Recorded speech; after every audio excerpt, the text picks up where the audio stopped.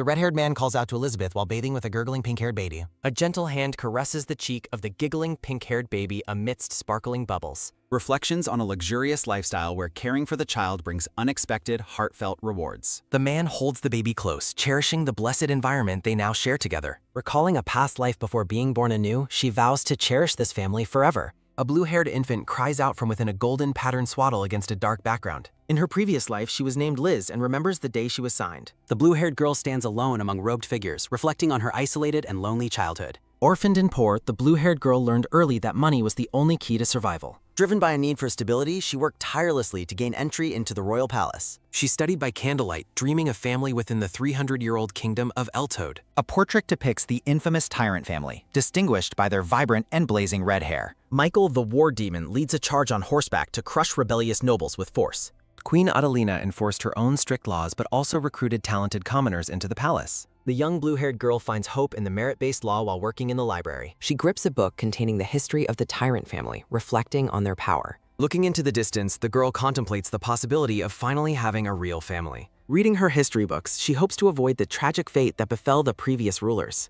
A shimmering, abstract transition marks the passage of time as her life at court begins. Now 15, the blue-haired woman officially joins the palace staff at the Government Affairs Office. Her noble colleagues mock her by throwing papers, reminding her of the social divide she faces. Despite the queen's inclusive laws, her peers continue to treat her unfairly because of her birth. A coworker dumps a bowl of food on her head, insulting her humble origins with contempt. She endures the humiliation of being tossed scraps, determined to survive the palace's harsh environment. A sudden touch from a kind noblewoman surprises her, breaking her lonely and difficult routine. Queen Claudia consoles her and assigns her a unique task, believing only a commoner can succeed. The queen gently wipes away the woman's tears, offering a rare moment of maternal affection. Tasked with her first major duty, she takes charge of protecting the kingdom's glowing magic crystal. A sharp metallic ring sounds out as she investigates a suspicious noise in the corridor. A sudden sharp click sounds as a hand reaches out to open a locked door. She discovers a golden-haired girl loitering near the crystal just as a dark incident begins. Guards swarm the room as a loud shout accuses the blue-haired woman of stealing the crystal. The golden-haired girl appeals to her mother, the queen, and accuses the manager of attempting to steal the magic crystal. The blue-haired woman defends herself by stating she is following the queen's orders and challenges the girl to prove her own innocence before making baseless claims. Queen Claudia dismisses her defense, stating that hiring a commoner was an error. Betrayal stings as the blue-haired woman realizes the queen has completely turned against her. Soldiers surround her with leveled spears as she gasps in shock at the sudden, violent turn. Queen Claudia praises her daughter for exposing the crime while condemning the commoner for the theft. A hand grips a ceremonial dagger as the queen orders the immediate imprisonment of the manager. Spears press against her neck as the crowd calls for the execution of the lowly commoner. Facing death, she feels utter disbelief that the wise queen would side with such obvious lies. The angry crowd gathered at the guillotine cheers and demands the death of the supposed criminal. From the royal box, the queen and her daughter watch the spectacle with cold, detached indifference. Looking at the guillotine, she realizes the cycle of discrimination against commoners is impossible to break. As the mob roars, she bitterly remembers how hard she worked for the very people now. A heavy thud sounds as a rock thrown from the crowd strikes the woman's head. Blood drips from her forehead as she kneels in rags, broken by the weight of injustice. Exhausted and betrayed, she finally lets go of her hope and stops caring about the outcome. The queen watches as the commoners continue to jeer, reinforcing the unbridgeable gap between classes. Looking skyward, she accepts her end, realizing she has no family left to protect or mourn. She wonders if her fate would be different if she had never entered the royal palace. Her thoughts fade into the blur of her impending end as the execution draws near. Looking up at the cold steel of the blade, she wonders if things could have been different. A heavy metallic slide echoes as the blade falls, ending her previous life with one final plea. Within a shimmering violet crystal, the blue-haired girl's essence remains suspended in a mystical, frozen moment.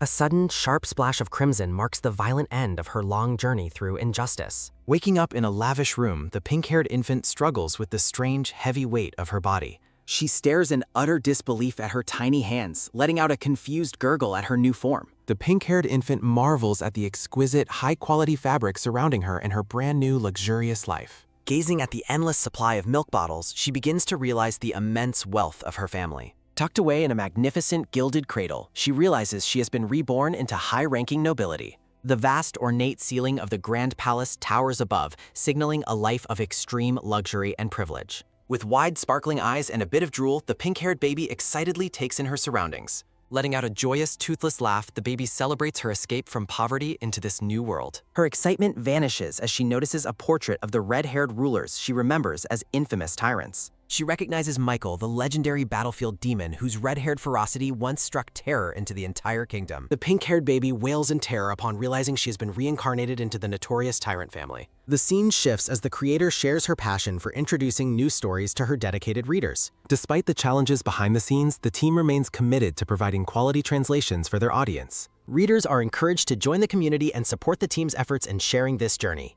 A formal notice reminds everyone to respect the work while promising more chapters of this captivating story. The pink-haired baby recalls the roar of the crowd and her final, bitter moments at the guillotine. Setting aside her grim past, she stares upward, determined to survive despite the dangerous family she joined. Observing the top-class decor, she acknowledges that life in a noble home is vastly different from poverty. From her small, gilded cradle, she observes the immense, empty silence of her grand and opulent chamber. Exhaustion takes over as the infant drifts into a peaceful sleep under her soft, floral-patterned blanket. Waking up refreshed, she continues her investigation of the room, looking for clues about her new identity. Examining the royal portrait again, she confirms that these infamous nobles are indeed her new kin. Shock and fear grip her as she realizes she is now part of the dreaded Valzer family. She remembers stories of Michael the demon and Adelina the femme fatale who allegedly toppled entire kingdoms. Her new relative Julius, known as the Queen's right hand, represents the current power of the dynasty. She recalls the cold, ruthless commands for execution that once defined the terrible legacy of her predecessors. Shivering with fear, the pink-haired infant wonders if she will share the same violent fate as them. She reassures herself that the elder tyrants are dead, meaning the family's power must have diminished significantly.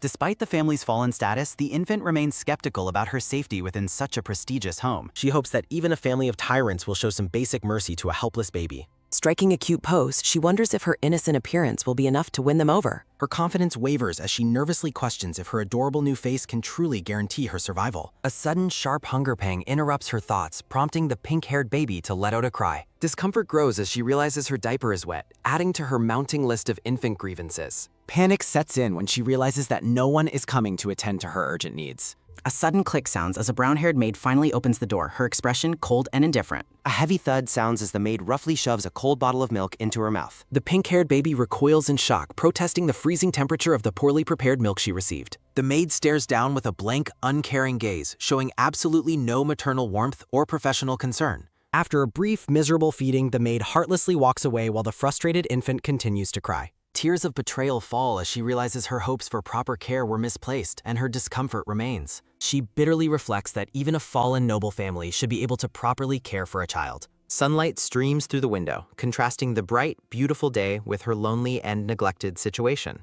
Reaching her breaking point, the pink-haired baby lets out a loud, desperate wail to demand some attention. A quick thump sounds as the maid roughly pats her back, providing a cold, mechanical form of comfort. Exhausted by the lack of care, the pink-haired infant finally closes her eyes and drifts into sleep. Pink-haired baby feels her stomach growling loudly after going half a day without any nourishment. She spots a container and a cold bottle of milk left abandoned on the table nearby. The vast, empty grandeur of her new nursery emphasizes the neglect she faces in this palace. Her eyes widen as a sharp metallic sound echoes through the room, making her gasp in shock. A maid enters the room as the pink-haired baby quickly hides her face under the pillow. The brown-haired maid silently retrieves the bottle, her expression remaining entirely cold and devoid of emotion. As the maid leaves with the bottle, the infant watches from her crib, feeling completely abandoned. A heavy thud sounds as the grand door slams shut, leaving the helpless infant alone again. She decides to test her latent magical abilities after sensing a mysterious power earlier in the day. Recalling her past life, the blue-haired woman remembers studying tirelessly to master her meager magical reserves. Closing her eyes, the pink-haired baby focuses intensely, mentally chanting for the flames to obey her command. She is shocked as a massive, glowing magic circle erupts, proving the overwhelming power of the tyrants. Instead of flames, a small, shimmering violet mist begins to emanate from her tiny, chubby hand. She successfully uses her magic to telekinetically manipulate the bottle, realizing she can manage this task. Letting out a satisfied gulp, the pink-haired baby happily drinks the milk, finding it absolutely delicious. She feels perfect after finishing the bottle and successfully burping, her mood finally beginning to brighten. As she holds the bottle, the infant begins to ponder the odd behavior of the servants. She notes that, thus far, only 2 specific maids have been responsible for her daily care. After another long swallow, the infant stares up blankly, lost in her deep and troubled thoughts. Clinging to her milk bottle, the pink-haired baby drifts off to sleep, confident she can manage alone. Michael, the red-haired man, asks for updates while the maids nervously report that nothing has changed.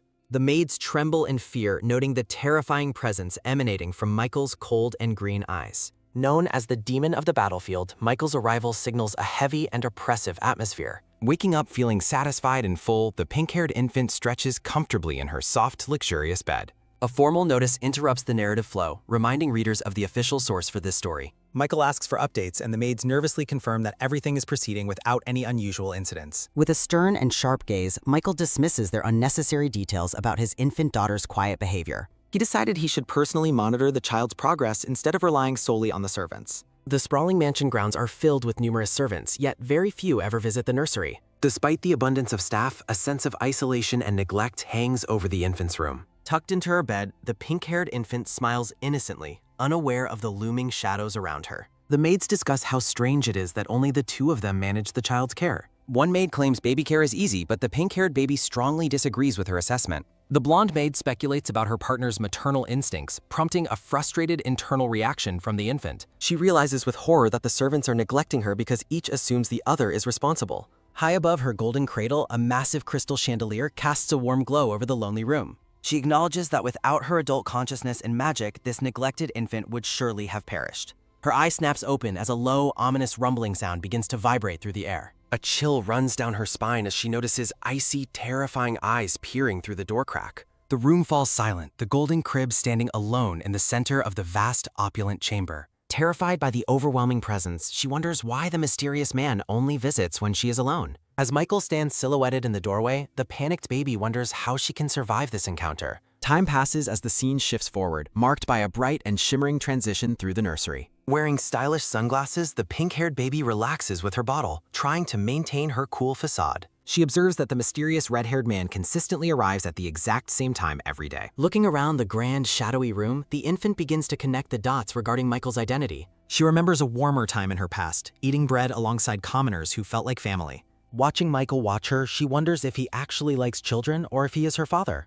She attempts a polite greeting, but it comes out as incomprehensible baby babble, resulting in utter failure. The pink-haired infant's attempt at a greeting results in incomprehensible babble, marking a total social failure. Her heart skips a beat as the grand doors swing open, revealing Michael standing in the doorway. Hoping to win him over, the pink-haired baby flashes her most adorable and charmingly innocent smile. As Michael leans over the crib, the infant lets out a surprise sound at his sudden proximity. Terrified by Michael's cold and intense green eyes, the baby thinks his face is absolutely horrifying. To her immense surprise, Michael reaches down and gently pats her head with a large, warm hand. Michael remains stooped over the golden cradle, observing his infant daughter with an unreadable, stern expression. The air feels heavy with tension as Michael's sharp gaze fixates on the tiny, trembling, pink-haired infant. Michael quickly hides behind the crib as a brown-haired maid enters the room carrying a bottle. From his concealed position, Michael watches the maid intently as she approaches the unsuspecting infant's beck. Panic surges through the pink-haired baby as she worries she might be caught in this awkward situation. A loud thump sounds as the angry maid roughly shakes the bottle, her face twisted in annoyance. Michael's hand suddenly intercedes, catching the maid as the baby realizes she cannot use her magic. Michael demands to know what she was doing as the maid cries out in pain and confusion. A dark, menacing aura surrounds Michael as he asks the maid what she intended for the child. Michael grips the maid's arm with bruising force, looking down at her with cold, murderous intent. Trembling in terror, the brown-haired maid stammers that the entire situation is just a terrible misunderstanding. Michael's green eyes narrow into a sharp, unforgiving glare that leaves the servant frozen in place. Standing tall over the cowering maid, Michael questions if this is how she truly attends to her duties. Looking down from above, the nursery appears vast and lonely, with the baby small in her trib. Michael draws his sword as the maid screams in terror, and he accuses her of giving false reports. The pink-haired baby watches the scene unfold in stunned silence, her mind racing with confusion and shock. Horrified, the baby wonders if he truly intends to kill her, thinking that his reaction is extreme. A sharp flash of steel cuts through the air as the baby desperately cries out for him to wait. Michael points his blade at the maid on the floor, the golden cradle standing between the two. Reaching into the crib, Michael carefully lifts the pink-haired infant into his strong and steady arms. The baby's eyes well up with tears as she looks up at her father, feeling completely overwhelmed. A menacing, dark energy radiates from Michael as he holds the child, his silhouette casting a long shadow. A male servant quickly enters the room and responds with a nervous affirmation to Michael's unspoken command. Looking at Michael, the infant babbles a soft sound and acknowledges for the first time that he is her father. Michael stands alone in the center of the grand nursery, holding the small child against his chest. A sudden realization hits her that the notorious tyrant Michael Walzer is actually alive in this era. Reflecting on her family's history, she realizes she is now a doomed child of the infamous tyrants. A loud, echoing wail rings out under the clear blue sky as the infant laments her fate. A kind maid asks if something is troubling the young lady as the baby reflects on the family's downfall. The maid, labeled Servant C, offers warm milk while the baby admits she still feels no peace. Servant C mentions that Lady Adelina will be appointed as the new chancellor within the next month. The infant panics, realizing that if Adelina becomes chancellor, she only has 1 year left to live. Determined to change her destiny, the pink-haired baby vows that she will never let that tragedy happen. Recalling her past life, the blue-haired woman reflects on the hardships she is unwilling to endure again. Clenching her tiny fist, she realizes she is the only person who knows what the future holds. A bright, shining resolution fills her mind as she decides she must protect the entire Tyrant family. Looking up with wide, sparkling eyes, the pink-haired baby prepares to face her new and dangerous mission. The scene shifts to show the nursery, which has finally been cleaned and restored to its proper grandeur. Dressed in a frilly pink gown, the baby cheers with excitement, ready to take on the world. A sudden, explosive sound effect emphasizes the baby's newfound resolve and the high stakes of her journey. With a serious and focused expression, the pink-haired infant prepares her strategy for survival and family protection. She looks around her opulent room, wondering how a mere baby can prevent the fall of a kingdom. Shifting from her past as a blue-haired student, the baby focuses on the present, ready for a new story. Posing with determination in her floral dress, the pink-haired baby is ready to change her family's dark fate. Michael stares down with a silent, unreadable expression that radiates a cold and heavy pressure. Looking up at the towering man, the pink-haired infant finds his face absolutely terrifying as she trembles. A heavy purple aura surrounds Michael as the baby sweats in fear under his intense and overwhelming presence. She remembers that despite his current reputation, he was the only one who protected her in the past. Stealing her nerves, the pink-haired infant decides she must act like a mature person and thank him. Michael freezes in shock as the baby flashes a brilliant, adorable smile that melts the tense atmosphere. Her attempt fails as Michael's terrifying face remains unchanged, leaving the infant feeling completely defeated in her social efforts. Clenching her small fist, she refuses to let fear win and resolves to switch on her charm. She reflects on how only Julius survived their family's dark history, emphasizing the high stakes of her survival. Pushing a cutout of her father, she vows to turn Michael into an ally to avoid future disaster. A vibrant and starry transition marks the beginning of her new plan to win over the tyrant. A bold title card announces the official start of her mission for bonding between father and daughter. She plans to use magic as a shield to survive Michael's aura, fearing she might lose her composure. Recalling Michael's odd behavior with baby supplies, she begins to wonder about his true intentions for her. Standing awkwardly, Michael holds a frilly yellow dress and a pink stuffed rabbit with a stern, focused face. A close-up highlights Michael's piercing green eyes as he continues to observe the small child with intense scrutiny. Breaking the long silence, Michael asks why she isn't crying like a normal infant would in his presence. He notes that his aura usually scares away animals and children alike, yet his daughter remains strangely calm. Watching them, the brown-haired maid muses that the pair seems to be having a real parent-child conversation. Michael's voice booms as he demands confirmation if his daughter truly likes him, scaring the poor maid. Michael falls back into a quiet, pensive state as the infant babbles a soft acknowledgement of her father. The pink-haired baby stares up with wide, sparkling eyes, trying to maintain her innocent and charming facade. Reaching out, Michael offers the stuffed bunny to Elizabeth, his large hand dwarfing the small toy. She accepts the gift, pondering that this might be a small step toward building a positive relationship. The brown-haired maid enters the frame, approaching the master to discuss the next steps of the baby's care. Upon hearing about the infant's hygiene, a dark and manic energy flares around Michael as he makes a decision. With a wide and frightening grin, Michael declares that he will personally bathe with his infant daughter. The maid nervously tries to suggest that magical cleansing tools are sufficient, hoping to avoid the impending chaos. Elizabeth is left speechless and sweating, horrified by the prospect of a bath with the terrifying tyrant. Michael lifts the crying baby into the air, while the maid trembles at his sudden and intense enthusiasm. Michael's large, strong fingers cradled the tiny arm of the infant, showing the massive difference in their sizes. Wearing an open robe, Michael holds the nervous baby while the maid cries in distress in the corner. Following the maid's instruction, Michael tries to hold the child closer to his chest with an uncertain expression. Pressed against his chest, the infant is amazed by the physical strength and stability she feels from her father. She finds an unexpected sense of security in his arms, marveling at how perfectly she fits against him. In the grand and opulent bathroom, Michael prepares for the bath while keeping a firm hold on Elizabeth. Michael examines a bottle of soap, his intense gaze making even a simple task feel dangerously important. Seeing the intense supermint soap, the panicked baby internally screams for a servant to save her. Exhausted and pale, the infant lies in her crib, feeling lucky to have survived the ordeal alive. A commemorative frame depicts the chaotic bath time, showing the maid's terror versus Michael's calm, intense focus. The infant feels physically ill and bloated, unable to even think about drinking her milk after the bath. Panic seizes the maid as she notices the young lady looking sickly and pale in her arms. The maid rushes to find Michael while the baby remains alone, suffering from a sudden and sharp pain. Surrounded by darkness, the suffering infant notices a mysterious and ethereal light beginning to glow around her. A massive, intricate magic circle erupts beneath Elizabeth, bathing the entire room in a brilliant golden light. Panicked and out of breath, Michael bursts through the doors, desperately calling out his daughter's name. A frantic sound echoes through the hall as someone rushes toward the source of the magical disturbance. Michael and the maid stand over the golden crib, looking down at the quiet infant with deep concern. The pink-haired baby sleeps peacefully with a soft blush, unaware of the chaos her magic has just caused. Michael looks down with a bead of sweat while the brown-haired maid watches him with concern. Michael instructs the servant to summon a doctor immediately to check on the quiet infant.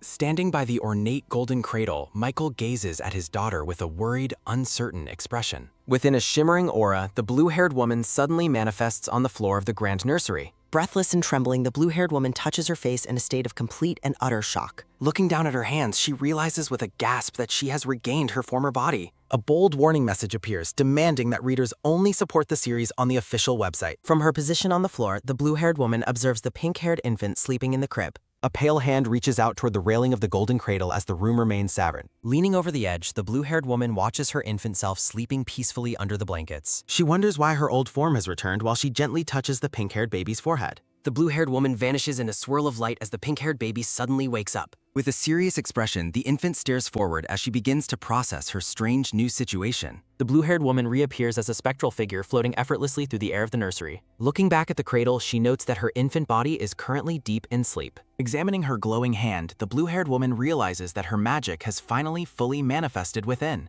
She comically deduces that the manifestation is why her older form has suddenly appeared from the baby. Peering into the crib, she considers the consequences of someone touching her physical body while manifested. Boom! The baby wakes up with a start as she recalls that built-up magic can often misfire. She reflects on her recent lack of magic use while imagining Michael and the maid's surprised reactions. Michael frantically bursts into the room, calling out for Elizabeth to see if she is truly safe. The maid quickly leads an elderly, balding doctor toward the cradle to examine the young lady. Leaning on his cane, the white-bearded doctor asks about Elizabeth's current condition with a gentle tone. Michael panics and demands the doctor hurry, while the infant feels a pang of pity for the elder. Reassured, the infant tries to convey she is fine, causing Michael to react with a comedic shock. While Michael falls to his knees, the elderly doctor uses his stethoscope to examine the tiny child. The doctor confirms that the young lady is in perfect health, leaving Michael frozen in absolute disbelief. Michael roars in confusion about her earlier suffering, while the baby fears for the poor doctor's life. Deciding she must take control of the situation, the infant prepares to speak her very first word. With a determined look, Elizabeth reaches out and addresses her father directly for the first time. A decorative lace frame emphasizes her simple yet powerful request for a warm and comforting hug. Blushing deeply, the adorable pink-haired infant reaches out her small arms toward her towering red-haired father. Michael stares in silence, completely captivated by the baby's demand for his full and undivided attention. Carefully lifting her from the cradle, Michael holds his small daughter close against his strong, armored chest. Resting against him, she realizes the pain was merely a side effect of her magic finally awakening. The tiny infant pats her stomach with a content expression, finally feeling relief from her earlier discomfort. Holding the now sleeping baby, Michael stands quietly as the maid approaches with a large suitcase. Later, the pink-haired infant sits up in her crib with a focused and very serious expression. Closing her eyes tight, the baby concentrates her internal energy until a soft purple light begins glowing. A soft grunt escaped her lips as a sudden pop signals the successful release of her magic. The blue-haired woman manifests once more, looking down at the sleeping infant with a satisfied, calm smile. Looking at her translucent hand, she feels confident that she is finally mastering her unique magical abilities. Standing before a tall, ornate mirror, the blue-haired woman carefully examines her spectral and adult reflection. She notes that her complexion has improved and her face looks healthier than it did before. Realizing she can maintain this form, she smiles, knowing her options to protect her family have expanded. Looking at her simple brown dress, she decides that she needs a more suitable outfit for infiltration. Using her magic, the blue-haired woman instantly transforms her plain attire into a proper maid's uniform. Standing by the mirror, she realizes she can freely alter her appearance because her body is magical. A close-up focuses on the back of her head, highlighting the vibrant blue color of her long hair. With a glimmer of hope, her bright green eyes shine as she prepares for her next dangerous move. Liz smiles, feeling confident in her new blue-haired form as a temporary mansion maid. Peeking around the corner, Liz smiles playfully while continuing her secret exploration of the home. Liz hums a happy tune while she dances through the halls of the massive noble mansion.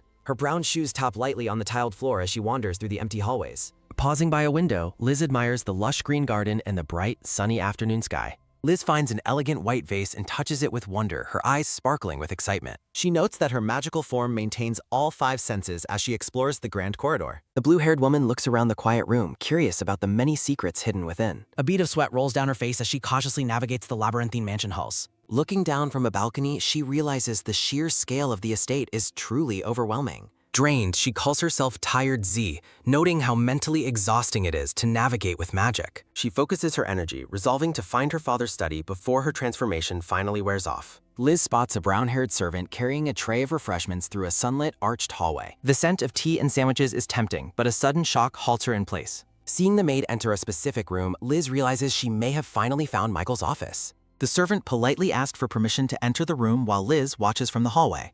Michael grants entry and Liz celebrates her success with a triumphant fist pump and a grin. Sitting at a desk piled with papers, Michael works with a quill and a focused intensity. The maid announces that the light meal consists of chicken sandwiches while Michael continues his work. Michael's silent, dark aura terrifies the maid, forcing her to offer her deepest and humblest apologies. While eating, Michael demands a detailed report, leaving the confused maid wondering what details he requires. Michael asks about Elizabeth's bath, milk, complexion, and breathing, prompting the maid to check immediately. Using her magic, Liz senses Michael is heading toward her and gasps in absolute sheer panic. A loud clang echoes as the door opens, sending a wave of terror through the hiding Liz. Michael stands in the doorway of the nursery, his presence filling the room with an imposing energy. Michael wonders who could have caused the magical waves he just felt pulsating through the mansion. A peaceful silence descends as the scene shifts, marking a brief pause in the day's chaos. Michael walks through the nursery, his footsteps clicking on the floor as he reaches for the door. Michael leans over the golden crib, looking down at the pink-haired baby sitting among her blankets.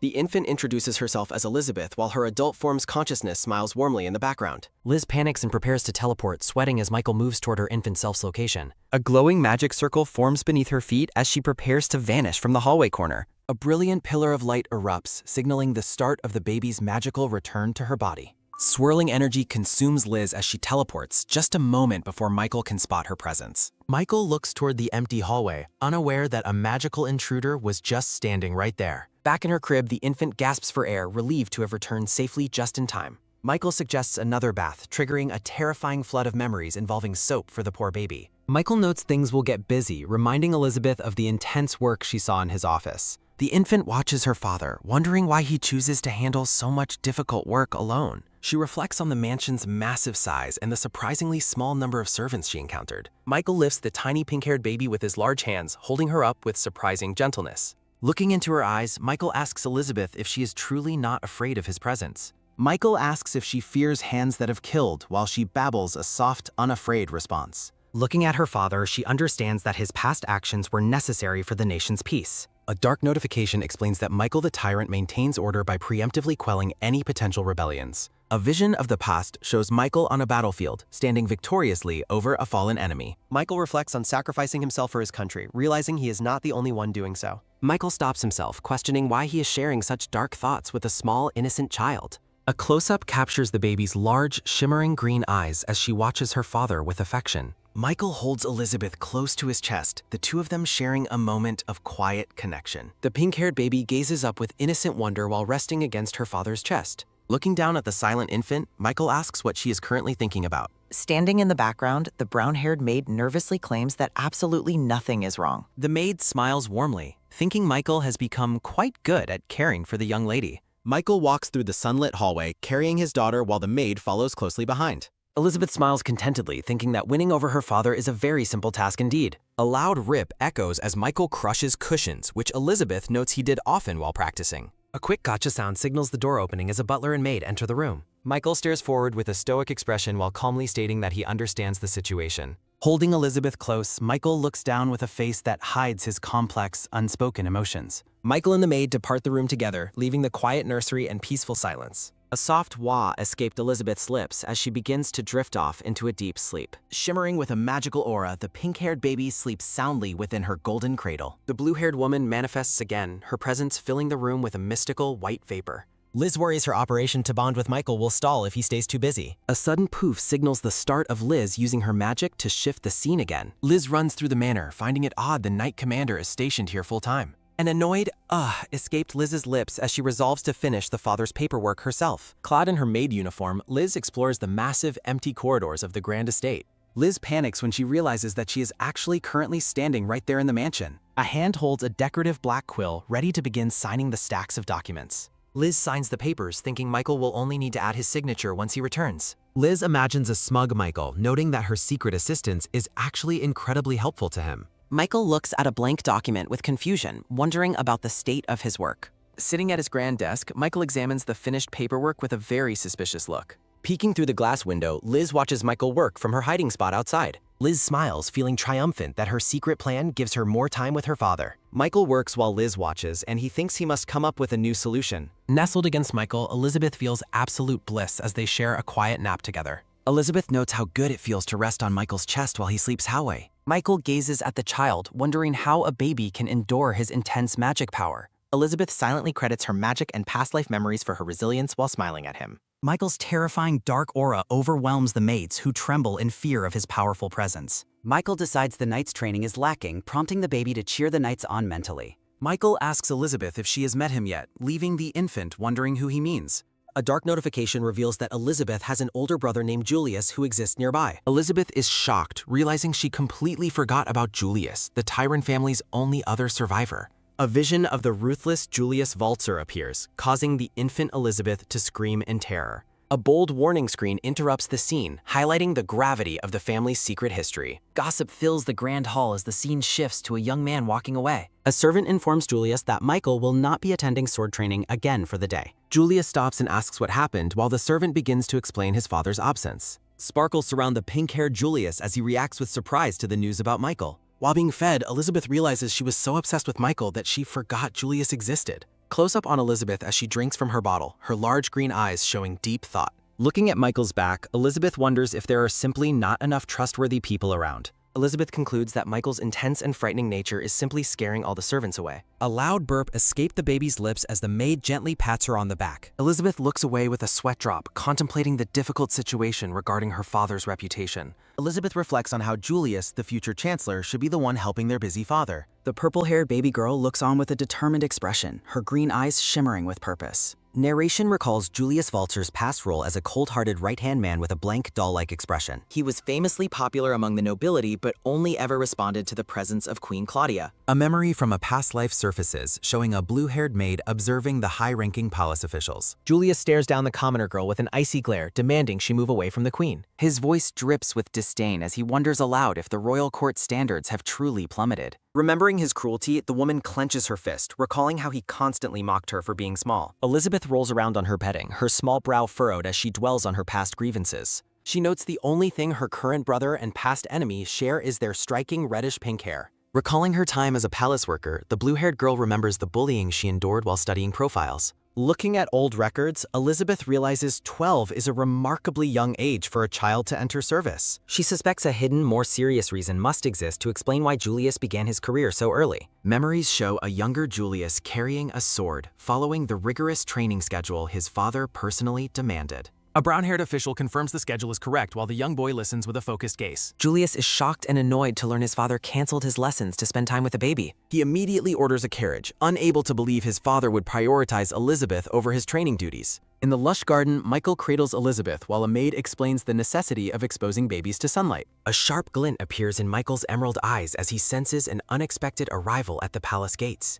A heavy carriage rolls through the garden gates, catching Michael off guard as he wasn't expecting any visitors. Michael continues to focus on the baby in his arms while the carriage comes to a complete halt nearby. The maid offers to investigate the carriage, but Michael notes the visitors are already walking toward their table. A pair of polished brown boots strike the ground with a quick, decisive sound as someone exits. Julius rushes forward with a shout for his father, startling Elizabeth so badly that she begins to cry. Elizabeth panics as her baby instincts take over, making it impossible for her to stop the flow of tears. The maid watches in silent concern while the tension between the father and his son begins to mount. Michael stares coldly at Julius while covering his ears, his silent disapproval filling the chaotic, noisy garden air. The scene remains tense as Michael ignores his son's outburst, focusing solely on the wailing baby in his arms. Michael finally speaks, his tone icy as he questions why Julius isn't currently attending his scheduled school classes. Julius stammers as he tries to explain his presence, clearly intimidated by his father's imposing and stern aura. Michael dismisses him immediately, his voice flat as he orders his son to return to where he belongs. Defeated and heartbroken, Julius turns away with his head bowed, his spirit crushed by the harsh public rejection.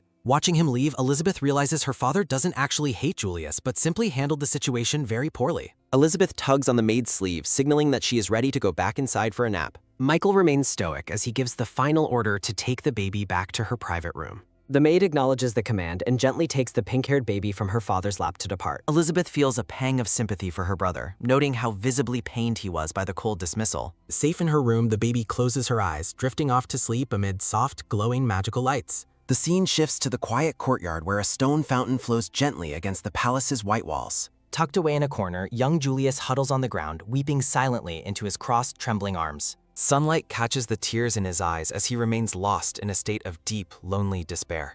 A blue-haired maid appears before him, her presence like a ghost from a past timeline that shouldn't exist. She offers a kind, warm smile, softly asking the sobbing young boy if he is feeling all right. Startled, Julius snaps his head up with wide eyes, defensively demanding to know who has been watching him. He quickly tries to hide his tears, lying that something just got in his eye while she laughs. She gazes at the beautiful boy, lamenting that he is destined to grow into such an awful, cold adult. Confused by her strange words, the young boy looks up and asks her to clarify what she meant. Julius's expression softens slightly as he realizes she has seen his vulnerability, asking again if she was watching. The two sit together among the flowers, a momentary peace settling between the lonely boy and the maid. A haunting memory of mocking noble women flashes through his mind as he declares his deep hatred for women. The blue-haired maid looks away with a serene expression, leaving Julius to stare at her in silent wonder. Liz excitedly suggests making a plan, leaving the pink-haired Julius visibly stunned by her sudden energy. Liz enthusiastically announces the super Operation Best Buddies parent-child to a completely bewildered Julius. Liz and Julius sit together in the garden, the atmosphere calm yet filled with unspoken tension. Liz repeats her call to lay out a plan, while Julius questions the abruptness of her proposal. Liz proudly dubs her strategy the Super BFF Parent and Child Operation amidst a shower of celebratory stars. Julius reacts with utter disbelief, questioning the ridiculous and half-witted name of her proposed operation. Julius stares skeptically at Liz, asking if she is even truly an adult given her behavior. Liz blushes intensely as Julius continues to question her maturity and her strange, impulsive ideas. Julius teases Liz for acting tough after crying, while she internally complains about his difficult personality. Julius agrees to hear the plan, causing Liz to look on with a curious and expectant expression. Liz thinks Julius' arrogant tone proves that he is indeed the insolent son of a tyrant. Julius asks Liz why she is making such a funny face during their tense verbal exchange. Frustrated, Liz clutches her head and laments that Julius is still incredibly insolent toward her efforts. A sudden, bright flash of light fills the scene, indicating a sharp shift in time. A flashback shows Michael and Julius sharing a cold, silent moment within the dark mansion halls. During dinner, infant Elizabeth feels the suffocating atmosphere created by Michael's overwhelming and dark presence. A framed text details the first operation, reporting on the academy to earn Michael's praise. Julius speaks up during the meal, addressing his father in a desperate attempt to gain attention. Julius informs Michael of his plan to return to the academy the following morning for training. Michael continues eating silently, offering only a brief and cold acknowledgement of Julius's stated plans. Julius mentions winning a tournament, but Michael remains completely indifferent to his son's hard-earned achievements. Elizabeth watches the exchange with a determined look, clenching her tiny infant fists in silence. Elizabeth realizes that Michael's distance makes her own efforts to praise him feel entirely meaningless. Julius pauses at a doorway, his expression somber as he prepares for yet another difficult interaction. Julius invites Michael to go deer hunting, but Michael's cold turned back is his only response. A close-up reveals Michael's icy and unreadable expression as he looks toward his son's invitation. Elizabeth shouts that the servants can care for her, hoping to bridge the family gap. Feeling rejected, Julius declares that he will go out and hunt the deer by himself. Michael dismisses Julius's plan as unnecessary while he remains focused on caring for the infant Elizabeth. Elizabeth is distraught, realizing that Michael is leaving Julius with no way to connect with him. A third operation involving childlike reliance is met with Julius's loud and angry refusal to participate. Julius reflects on the harsh reality that the House of Veltzer does not allow for weakness. Liz looks on as a notification warns that indulgence is strictly forbidden in this cold household. Liz understands that Michael is the tyrant head of an equally tyrannical and emotionally distant family. Liz apologizes, realizing that hoping for a normal family bond was far too much to expect. Julius regrets being swayed by Liz, dismissing Michael's recent behavior as merely a passing whim. Julius resolves to work even harder to deliver the results necessary to earn his father's elusive respect. Looking at Michael's back, Julius vows to grow strong, just like his powerful and ruthless father. A vision shows a young Julius training with a sword until his hands are bloody and raw. The scene shifts to Michael sitting alone at his desk in the middle of a dark night. Liz suggests a pick-me-up and hug-me operation, causing Julius to look on in absolute stunned shock. Julius asks how this plan is different from the previous failures they have already experienced together. Liz insists she has more plans and thinks intensely to come up with a new strategy. Julius calls Liz a strange one, prompting her to react with a shocked and loud exclamation. Liz is annoyed by Julius's cheekiness as he continues to mock her well-meaning and persistent efforts. Julius smiles gently, thinking that seeing a genuine smile is far better than seeing more tears. Liz smiles back, reflecting on how much better Julius looks when he is finally happy. Julius walks through the quiet, blue-lit halls of the mansion as the evening finally falls. Julius decides that the time has finally come to use the secret he has been holding. Julius prepares to unleash the skills he honed under the guidance of his academy instructors. Julius attempts a special technique to amuse the pink-haired infant, who looks on with confusion. Julius prepares a game of peekaboo while Elizabeth continues to watch him with uncertainty. A playful shout of "boo" fills the air, leaving the infant Elizabeth utterly terrified and wide-eyed. Michael suddenly appears, his dark aura casting a shadow as he demands to know the commotion. Michael stares down Julius with an intense glare, demanding an immediate explanation for his suspicious behavior. Julius explains that his academy teachers taught him a specific trick meant to make babies laugh. Julius tries to demonstrate the move again while Michael watches silently and Elizabeth reacts with surprise. Michael performs his own version of boo, releasing a shockwave that sends both children flying backward. A pink stuffed rabbit flies through the air as a warning to watch out is shouted.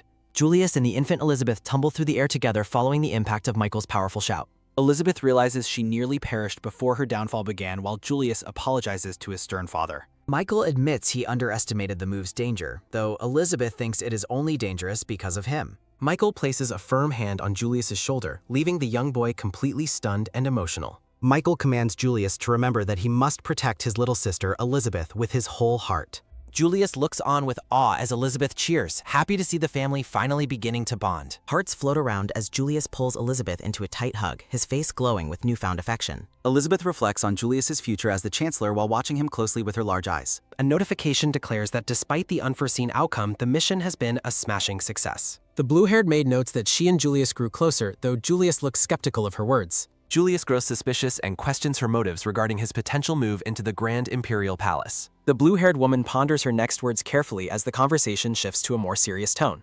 Julius continues to stare at the maid with a look of deep suspicion and uncertainty.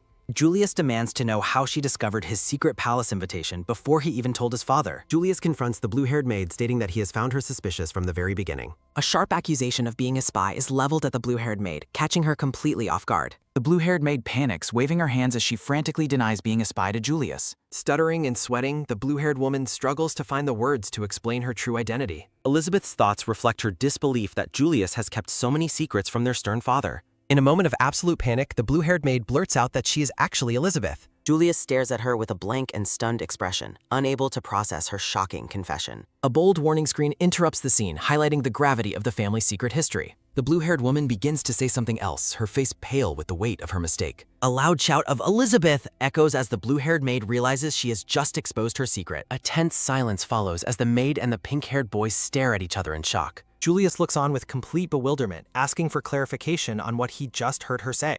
The blue-haired maid clutches her head in despair while Julius continues to press her for more information. Julius asks the blue-haired woman what she could possibly mean by claiming to be his sister Elizabeth. The blue-haired woman tries to laugh off her confession as a joke, but Julius remains entirely unamused. Julius threatens to report her as an intruder while the maid desperately begs for a chance to explain. The blue-haired maid worries that even if she tells him the truth, he won't believe her story. A hand reaches out and roughly grabs the blue-haired maid's cheek, forcing her to look at him. Julius demands an immediate explanation while the terrified maid lets out a small squeak of fear. Julius asks if she can demonstrate her claim right there, and the maid confirms she is able to. The blue-haired woman decides it is faster to show him the truth than to try and explain. Julius watches as a shimmering light begins to surround the maid, signaling the start of her transformation. Julius asks what she plans to do to Elizabeth as the magical aura begins to fill the room. The pink-haired infant Elizabeth appears, looking up with a gentle and knowing smile on her tiny face. The baby points toward herself, trying to communicate her true identity, while Julius looks on with total shock. The infant continues to babble as Julius asks for confirmation if she truly is his sister, Elizabeth. Julius asks the baby to turn back into the blue-haired maid while Elizabeth looks on with excitement. A bold declaration to take charge fills the air, marking a decisive and hopeful moment. Julius watches in absolute awe as the blue-haired woman floats amidst a glowing magical aura. Julius looks worriedly at the blue-haired woman as she stands quietly and calmly behind him. The infant Elizabeth sleeps peacefully while a gentle hand reaches down to touch her face. The blue-haired woman asks Julius if he understands that Elizabeth's magic created her physical body. Julius looks down with a solemn expression, confirming that he finally understands the complex situation. Elizabeth reflects on how bossy Julius remains, just as he was in her previous life. Memories show a younger Julius harshly forcing his staff to work through the entire night. The blue-haired woman admits it's a long story, while Julius gives his brief and formal acknowledgement. Julius and the blue-haired woman continue their quiet conversation within the sunlit and ornate nursery. The blue-haired woman reaches out with a concerned look, hoping to reach the young boy. Julius quickly deduces that she possesses memories from a future life, impressing her with his speed. The blue-haired woman praises her big brother as the genius prodigy of the Royal Academy. Julius's thoughts drift to their mother's dream of women serving as high-ranking civil officers. The blue-haired woman confirms that dream came true, though it brought her significant personal bullying. Julius recalls ancient texts describing wizards who created magical duplicates of themselves to foresee future events. Looking slightly unsure, the blue-haired woman admits that such a magical possibility might be true. Elizabeth realizes there is a dark secret about Julius' future that she cannot tell him. She remembers finding a discarded document stating that Michael entered the demon forest entirely alone. The vision shows Michael surrounded by magic beasts with no reinforcements ever arriving to assist. Michael collapsed after the battle, desperately clutching a magic crystal that became a national treasure. By offering that crystal to the royals, Julius secured his path to becoming the new chancellor. Julius looks intensely at the blue-haired woman, sensing the weight of her many unspoken thoughts. Elizabeth keeps the truth hidden that it was actually Julius who sent Michael to die. The blue-haired woman remains silent, knowing some truths are too dangerous to ever speak aloud. A close-up reveals the blue-haired woman's internal struggle as she keeps the dark secret hidden. Julius dismisses the need to know the future, choosing instead to focus on the present. Julius resolves to make choices that will strengthen his father rather than leading to ruin. The blue-haired woman urges Julius to act, as Michael is currently shaping the world's events. Julius smiles with pure joy, feeling a deep connection now that he understands his sister. Glowing with determination, Julius vows to make choices that will empower his father and family. The blue-haired woman looks at Julius with a gentle and deeply affectionate expression of relief. Looking at his sister's crib, Julius feels certain that the dark future can be avoided. A haunting image shows Julius alone on a battlefield, surrounded by several snarling magic wolves. As long as Julius stays by his father's side, they will face any future danger together. A sudden noise interrupts their private moment, causing them both to turn toward the door. Julius looks over his shoulder in a cold sweat as the nursery doors stand open. A maid enters the room, nervously informing Julius that his father is calling for him. Waking up in her crib, the infant Elizabeth lets out a confused and tiny babble. Julius tells Elizabeth that baby talk isn't an answer and commands her to get ready. Julius prepares to leave while the baby bobbles back a cheerful and understanding infant agreement. Michael observes his son, noting that Julia seems unusually concerned about the welfare of Elizabeth. Julius quickly calls out to Michael while holding his little sister protectively in his arms. The atmosphere turns heavy as Michael looms over a servant while Julius watches from behind. A small panel depicts the infant Elizabeth being lifted gently from her warm wooden crib. Michael lifts Elizabeth up while she hopes her secret magical body wasn't discovered by him. Elizabeth feels immense relief as she realizes her father did not notice the magical projection. Julius also feels a wave of gratitude that their secret plan remains safe for now. Michael holds Elizabeth while standing before Julius, their shadows stretching across the ornate room. Michael announces that the family will be traveling to the royal palace within the next month. Michael tells Julius to come along, and Julius agrees to join his father. Elizabeth notes that her brother can finally speak with their father in a normal way. A brown-haired maid stands quietly by the window in the sunlit nurseryman. Preparing a bottle, the maid shudders at the thought of the master's intimidating aura. Elizabeth recalls her difficult past and how hard it was to enter the palace as Liz.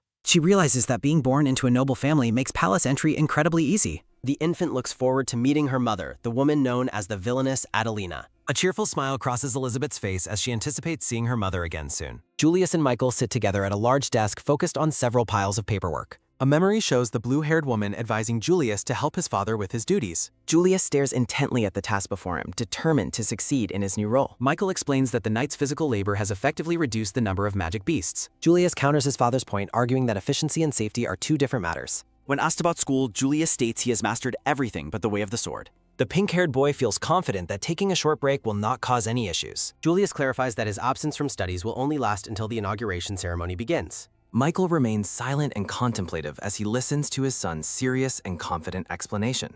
Michael anticipates next month's ceremony while silently dwelling on his thoughts about Adelina Walzer. Narration declares Adelina will be chancellor as a maid interrupts, prompting Michael to ask for details. The maid frantically reports that something has happened with the young lady, alerting Julius and Michael. Elizabeth reflects on the upcoming palace visit and her complicated feelings about her past life. The infant lies in her crib, looking bored while clutching a small pink rabbit toy. Memories of Queen Claudia, the one who killed her, cause Elizabeth to shudder in fear. Tears well up in Elizabeth's eyes as she realizes she is terrified of returning. Elizabeth tosses and turns in her bed, unable to find peace despite the plush toys. History describes Adelina as a brilliant woman who rose to power through talent and merit. Known for her justice, Adelina refused to tolerate the corruption common among the noble class. Her firm principles made her a beloved figure among the common people of the empire. Commoners gather around posters of Adelina while an orphan reflects on the hope she provided. Conversely, the nobility despised her for purging the corrupt officials from the previous king's reign. Although labeled as a villainess, Adelina's actions fundamentally changed the lives of orphans like the narrator. The maid reports Elizabeth's strange behavior while the two men watch the baby curiously. Julius stares with wide eyes, completely shocked by what he is witnessing in the nursery. Julius wonders aloud if his infant sister is actually singing as butterflies fill the room. Witnessing her magical connection with nature, Julius shouts that his infant sister must be a genius. A quiet moment follows as Elizabeth rests in her brother's arms while a toy dangles above. 1 month later, the family prepares to depart for the Grand Palace for the inauguration. Michael, Julius, and Elizabeth stand together in formal attire, ready for their important royal visit. Elizabeth is completely starstruck by the sight of her father in his formal knight uniform. The baby admires her father's impressive physique while being held close to his armored chest. A regal white carriage pulled by 4 horses travels toward the distant and magnificent royal palace. Michael warns Julius to be careful at the palace, noting the strict magical contracts for servants. Elizabeth wonders if her previous struggles were due to status rather than her lack of effort. The ornate carriage continues its journey as the scene transitions toward the towering palace gates. A procession of carriages arrives at the sprawling and majestic grounds of the imperial palace. A polished white boot steps down from the carriage onto the paved ground of the palace. The family stands before the carriage while Michael holds Elizabeth and the maid carries a basket. Elizabeth looks around with a curious expression as they finally arrive at the royal destination. Elizabeth finds the palace nostalgic, yet admits that the location still feels incredibly scary. Michael asks if she needs a diaper, but Elizabeth babbles a loud and angry no in response. Led by a brown-haired maid, Michael and Julius approach Adelina's office in the palace. Peering from her carrier, Elizabeth reflects on never visiting this place during her past life. Anxiety grips the infant as she prepares to meet the woman known as the villainess. Upon entering, Michael greets Adelina while she recoils in visible shock at the baby's presence. Elizabeth notices the blue-haired woman looks exhausted with dark circles clearly visible under her eyes. The infant continues her assessment, noting her mother's incredibly haggard face and lifeless, dull hair. Elizabeth realizes Adelina is a victim of overwork, mirroring her own tragic past life experience. Michael urges Adelina to rest, but she insists even a tyrant would be merciful today. Adelina laughs off the concern, jokingly attributing Michael's own endurance to his inhumanely high stamina. Julius pleads for his mother to stop pushing herself, receiving a warm and affectionate thanks. Surprised by the kindness shown to Julius, Elizabeth wonders if her preconceptions of Adelina were wrong. As Adelina returns to her desk, Elizabeth suspects that false rumors may have blackened her reputation. The atmosphere shifts instantly as Adelina glares coldly, demanding to know why the child was brought. Michael calmly explains he has been the primary caregiver, leaving Adelina in a state of disbelief. Julius defends Elizabeth as his sister, but Adelina shouts for the infant to be removed immediately. Elizabeth reflects on her failed efforts to bridge the gap between her father and her brother. Tears fill the infant's eyes as she faces the crushing reality of her own mother's hatred. Adelina refuses to even acknowledge Elizabeth's name, her expression twisted by deep, visible resentment. Turning away in a rage, the blue-haired woman commands them to take the infant away. Julius and Michael stand in a heavy, painful silence following Adelina's harsh and sudden rejection. A nearby maid cowers in fear, stunned by the severity of the lady's angry outburst. Heartbroken, Elizabeth realizes that unlike her father and brother, her mother truly despises her existence. Michael looks away with a stoic expression, hiding any emotion behind his sharp, focused eyes. Handing the baby to a maid, Michael decides to check on the knights before the ceremony. The pink-haired boy follows his father, leaving his little sister behind with a sad look. Elizabeth panics as her father and brother walk out, fearing they are leaving her all alone. Adelina screams for them to take the baby, while Elizabeth internally begs not to be abandoned. A heavy thud echoes as a white boot steps firmly onto the ornate palace carpet. Michael pauses briefly at the door before closing it, leaving the infant behind with the maid. Despair washes over the infant as she realizes her situation is far from being all right. Adelina sighs deeply at her desk while Elizabeth fumes in her basket, feeling completely ignored. The brown-haired maid settles Elizabeth onto a sofa, while Adelina warns her not to move. Elizabeth feels like a mere object as the maid prepares to feed her with a bottle. Exploring the office from her basket, Elizabeth's attention is caught by a strange, glowing document. The maid stammers nervously as she attends to her duties under Adelina's cold and watchful gaze. As the maid leaves for tea, Elizabeth senses an opportunity to investigate the office further. Using her secret magic, Elizabeth reaches out to manipulate a document while her mother is distracted. A sudden surge of magical energy erupts as the infant focuses her power on the papers. Adelina smiles faintly while reading as Elizabeth wonders what secret information she has just uncovered. From a high vantage point, the infant observes the quiet and tension-filled office of the Chancellor. The brown-haired maid returns with a tray of tea, her expression hidden in the dim light. A memory reveals a dark plot involving flower petals being mixed into tea to facilitate infiltration. A mysterious hooded figure instructs the maid, promising a way to enter the Walzer household successfully. Elizabeth recalls ancient palace records stating that this specific flower can be used as a medicinal tonic. A terrifying vision shows that a large dose of the flower acts as a deadly, blood-inducing poison. Horrified by her discovery, Elizabeth watches as a document floats toward the oblivious blue-haired woman. The maid approaches with the tea set, her face shadowed by a dark and suspicious aura. Adelina requests the tea be placed nearby, unaware that Elizabeth is noting the maid's poor complexion. Elizabeth stares intently at the nervous maid, suspecting that a sinister plot is currently in motion. Panic seizes the infant as she wonders if the deadly vision she saw is about to happen. A delicate hand lifts a gold-rimmed teacup filled with warm, amber-colored liquid. Elizabeth hopes it is just a dream as Adelina sips from her teacup. Tension rises as the infant watches her mother drink the potentially poisoned herbal tea. Determined to intervene, Elizabeth prepares to use a magical clone to stop the disaster. A servant announces it's time to change, prompting a sigh from the resting infant. Elizabeth watches the brown-haired maid walk away, noticing her trembling hands and visible anxiety. The maid carries the infant through the hallway, passing by Michael's sharp, observant gaze. A blond man in a suit suddenly snatches the basket from the startled maid. The man insists on keeping the child despite the maid's frantic and confused protests. His face turns dark as he vaguely mentions providing a necessary example of consequences. He ominously references the tea service while staring down at the terrified brown-haired maid.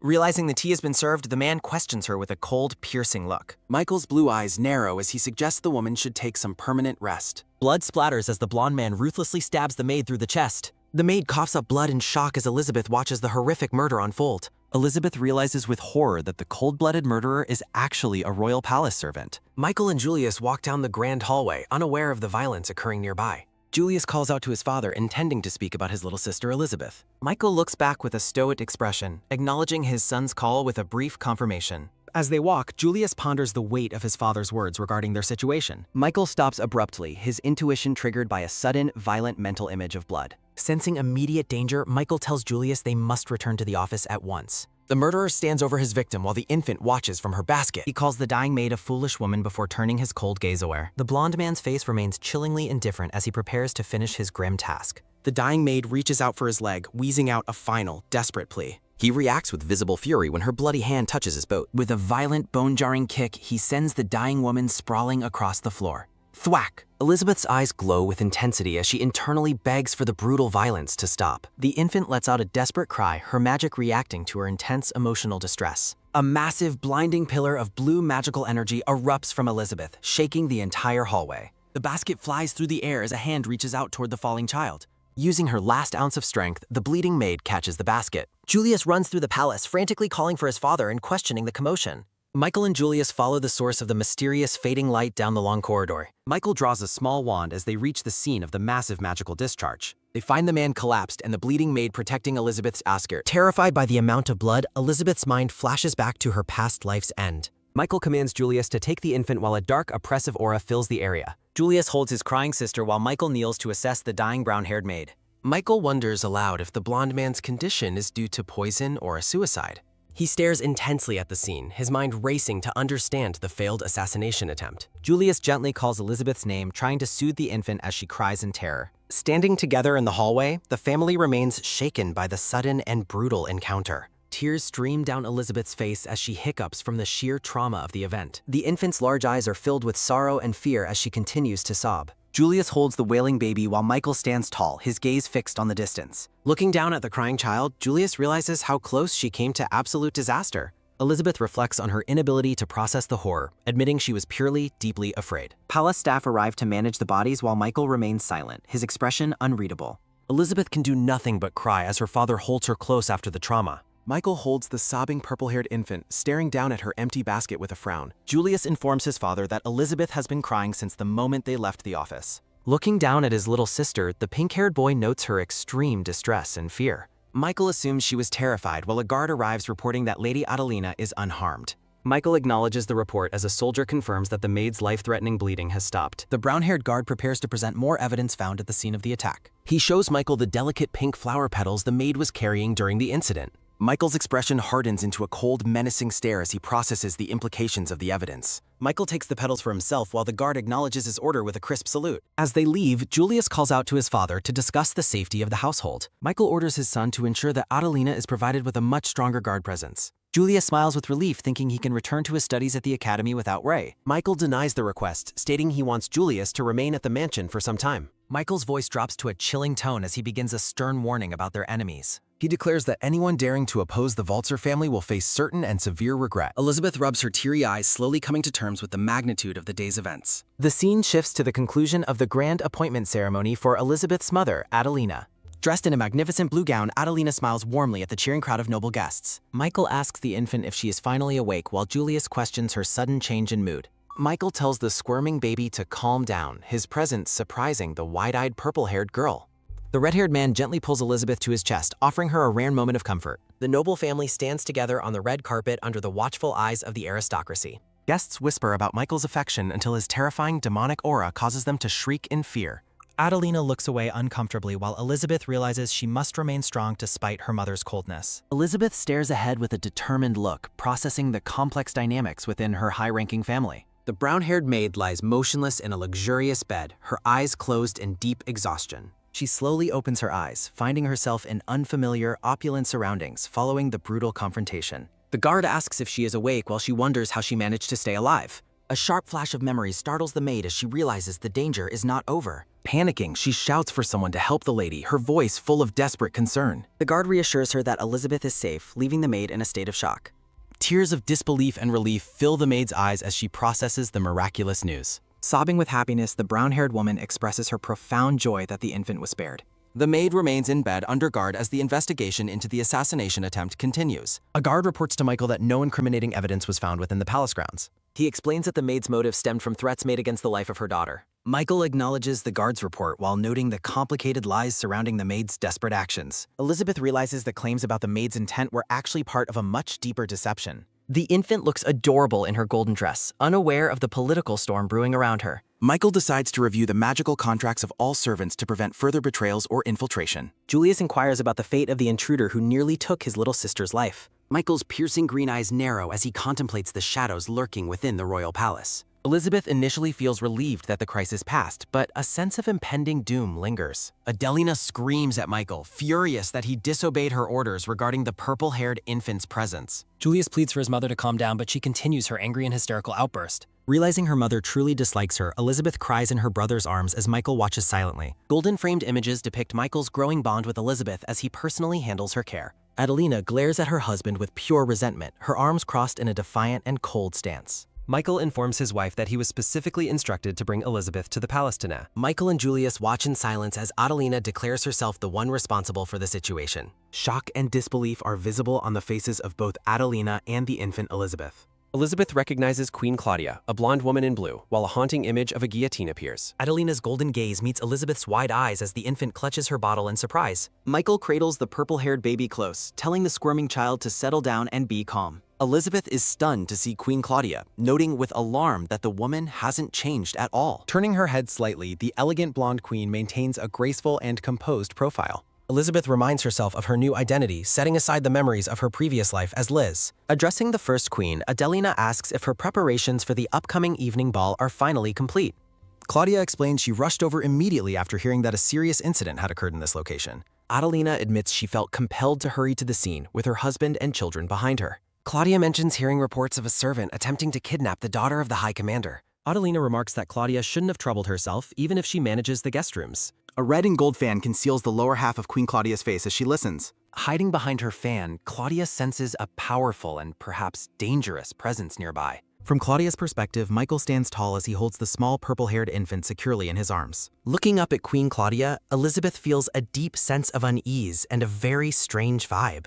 With a heavy sigh, Adelina declares she has no interest in anyone's life except the Walzer heir. A single thought bubble conveys the harsh sentiment that others are simply in the way of her goals. Peeking out from behind her father's cloak, Elizabeth watches the tense interaction between her mother and Claudia. Michael and Julius stand stoically as the political maneuvering between the high-ranking women continues. The blonde queen maintains her mysterious demeanor, keeping her face partially hidden behind her ornate fan. A close-up highlights the intense, contrasting gazes of Queen Claudia and the blue-haired Adelina. Elizabeth notices with surprise that the sinister feeling she sensed from Queen Claudia has suddenly vanished. A brown-haired man in a dark suit approaches Claudia, who appears somewhat tired and weary.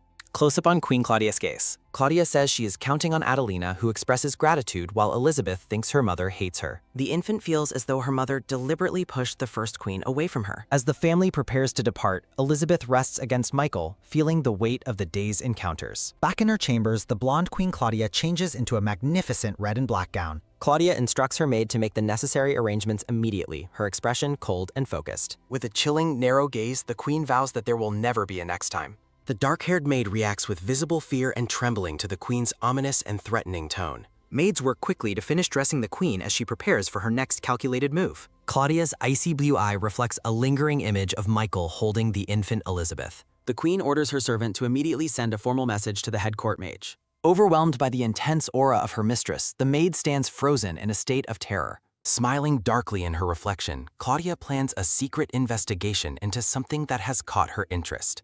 A collection of various portraits highlights the diverse and complex individuals within the kingdom's high society. Alone in her room, Elizabeth lies on a grand blue carpet, surrounded by her toys and bottle. The infant practices her physical movements, successfully rolling over on the soft surface of the rug.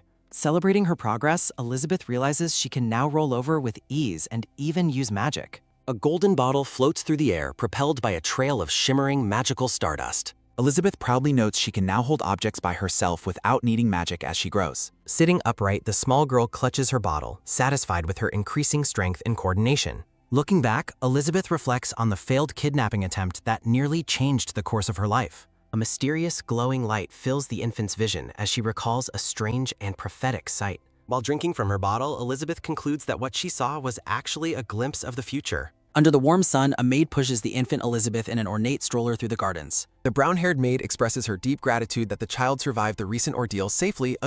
Michael explains that the maid's recovery was possible only because he permitted healing magic. Elizabeth gazes upward while quietly contemplating the outcome of the recent dangerous events. Silhouetted memories show the maid was recognized for risking her life to protect the infant. Standing by the ornate stroller, the brown-haired maid watches over the sleeping baby girl. Elizabeth remains deep in thought, her wide blue eyes staring out from her soft bedding. A warm and gentle smile spreads across the face of the devoted brown-haired maid. Shimmering lights surround the infant as she looks up with a curious and innocent expression. Surprised, Elizabeth wonders if her plan to bond with her father is actually working. Julius stands in the garden looking puzzled as small icons of his family members appear. A quick tap sounds as Julius enters the study, noting Michael had called for him. Seated at his grand desk, the red-haired Michael holds a wooden stamp over a document. The maid observes that Elizabeth seems unusually calm while the baby reaches out with joy. Michael looks up from his paperwork to announce that sword training will resume tomorrow morning. Julius happily plans his return to the academy before his expression suddenly turns quite serious. Shifting the conversation, the boy asks his father about the recent behavior of their mother. Julius expresses concern that Adelina is being far too harsh toward his little sister Elizabeth. Michael remains stoic, stating simply that Adelina must have her own reasons for her actions. Looking downcast, Julius quietly accepts his father's explanation regarding the tension within the family. The maid holds the baby while Julius stands nearby, lost in his own troubled thoughts.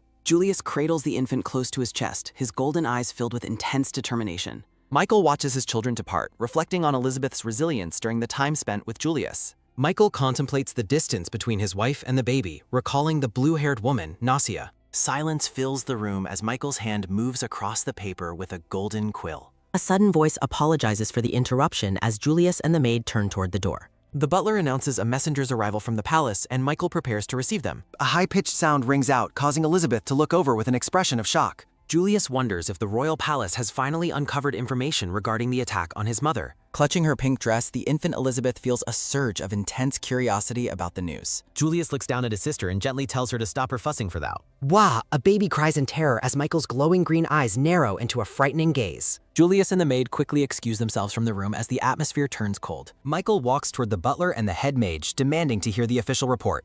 Under the moonlight, Julius stands alone over Elizabeth's crib, watching the sleeping infant in silence. With a sharp look, Julius commands a hidden presence to finally step out of the shadows. Whoosh, the blue-haired Nausea descends from the ceiling, landing gracefully as Julius watches in surprise. Nasia admits she was eavesdropping because she wanted to hear the report about the recent incident. Julius questions the maid, asking if she wasn't able to foresee the outcome of these events. A mental narration reveals that the blue-haired woman's knowledge of the future is not entirely perfect. She reflects that her insights are limited to the memories belonging to Liz, the former commoner. After Nasia apologizes, Julius reassures her that results are the only thing that truly matters. Leaning over the balcony, Julius looks out into the night while lost in a pensive mood. Julius remarks on needing more practice, prompting a surprised question from the blue-haired maid nearby. He confesses that swordsmanship is his only failing grade, shocking Nasia, who thought he was perfect. Looking down with intensity, Julius vows to train harder so he can protect everyone he loves. Nasia makes a bold request, asking Julius to take her to the academy with him. Julius looks stunned while Nasia argues it is only natural to support the family's future head. With her hand over her heart, Nasia declares her own strong desire to protect her family. A close-up of the maid's face reveals her bright green eyes and a confident, knowing smile. Julius repeats her words with a smirk, seemingly intrigued by her sudden display of fierce loyalty. Looking toward the crib, Julius poses a chilling question about what happened to the real Elizabeth. A recruitment notice seeks translators, proofreaders, and editors for the Discord community. Nasia looks upward with a gentle expression while standing in the grand mansion. Julius smiles sadly, deciding he will not ask his sister about her magical abilities. Looking determined, Julius announces that he will go speak with his father, Michael. The blue-haired Nasia watches Julius with a contemplative and slightly somber expression. A grand horse-drawn carriage travels across the cobblestone streets of the bustling capital city. Inside the carriage, Michael and Julius sit in silence with the infant Elizabeth resting nearby. Julius reflects on how his father was initially hesitant to take Elizabeth to the academy. A single thought bubble questions the decision of taking the infant to the academy. Julius explains that he worried Elizabeth would be lonely with both him and Michael absent. Michael gazes on his son and infant daughter with a calm and observant expression. An adorable heart-shaped arrow strikes Michael as Elizabeth looks up with wide, innocent eyes. The Eldetoid Royal Academy stands as a massive sanctuary for nobles, run by the king. Michael notes that knights guarding the mansion have been ordered back to the royal palace. Michael declares it would be safer to take Elizabeth with them to the Royal Academy. Elizabeth makes a soft baby sound as Michael watches her from inside the carriage. Michael looks slightly confused as sunlight filters through the carriage window during their journey. Gazing out, Elizabeth wonders what the environment of a royal academy will actually be like. The infant poses playfully with her hands on her cheeks as Michael remains stoic behind. Julius reads a childcare book, noting that babies grow fast and need plenty of exercise. Michael suggests starting with sword-swinging practice, causing the infant to react with total shock. Julius quickly interjects that such training is too soon while Elizabeth feels a sense of relief. Julius imagines intense muscle training for the baby before the carriage arrives at the academy. The family arrives at the academy gates as a brown-haired woman approaches the carriage. Michael releases a powerful dark aura as the brown-haired woman greets them at the entrance. The woman conveys that the headmaster wishes to see Michael and asks him to come. Michael carries Elizabeth while walking toward the academy building with a calm and focused expression. Handing Elizabeth to Julius, Michael gives a firm command to protect his little sister. Julius looks up with bright golden eyes and a smile full of affection for Elizabeth. Julius watches as Michael and the academy representative walk toward the large entrance doors. Smiling warmly, Julius asks Elizabeth if she would like to take a look around. Elizabeth responds with a joyful baby sound while Julius carries her through the academy halls. Carrying the infant in a sling, Julius walks down a grand hallway near a window. Nasia suddenly appears in a beautiful brown gown surrounded by shimmering magical white clouds. Julius expresses his surprise that Nasia is able to change into different clothes so easily. Nasia explains her clothes are made of magic, allowing her to change her appearance freely. Students sit in a grand classroom, focusing on their studies at the prestigious Royal Academy. 2 students stand in a classroom discussing their lessons while looking over the school desks. Julius and Nasia walk together through the hallway with Nasia carrying Elizabeth in a basket. Julius points ahead as Nasia looks on with a curious and slightly surprised expression. The Academy Library boasts a massive collection of books that rivals the Royal Palace archives. Nasia exclaims that the library is amazing as Julius leads her into the vast room. A mysterious book glows with an intense pink light atop a pile of other volumes. Nasia reaches out to touch the glowing book, her eyes wide with shock and recognition. Pages of open books reveal intricate, handwritten script and sketches of magical or historical items. A memory shows a young girl watching a man holding a book through a window. A pink-haired boy tells someone to go while the man in the window looks down. The man announces his return while the pink-haired boy looks back with an intense gaze. A hand rests on the leather cover of a book featuring a distinct double eagle crest. A young girl with a bruised forehead sits on the ground crying while clutching a book.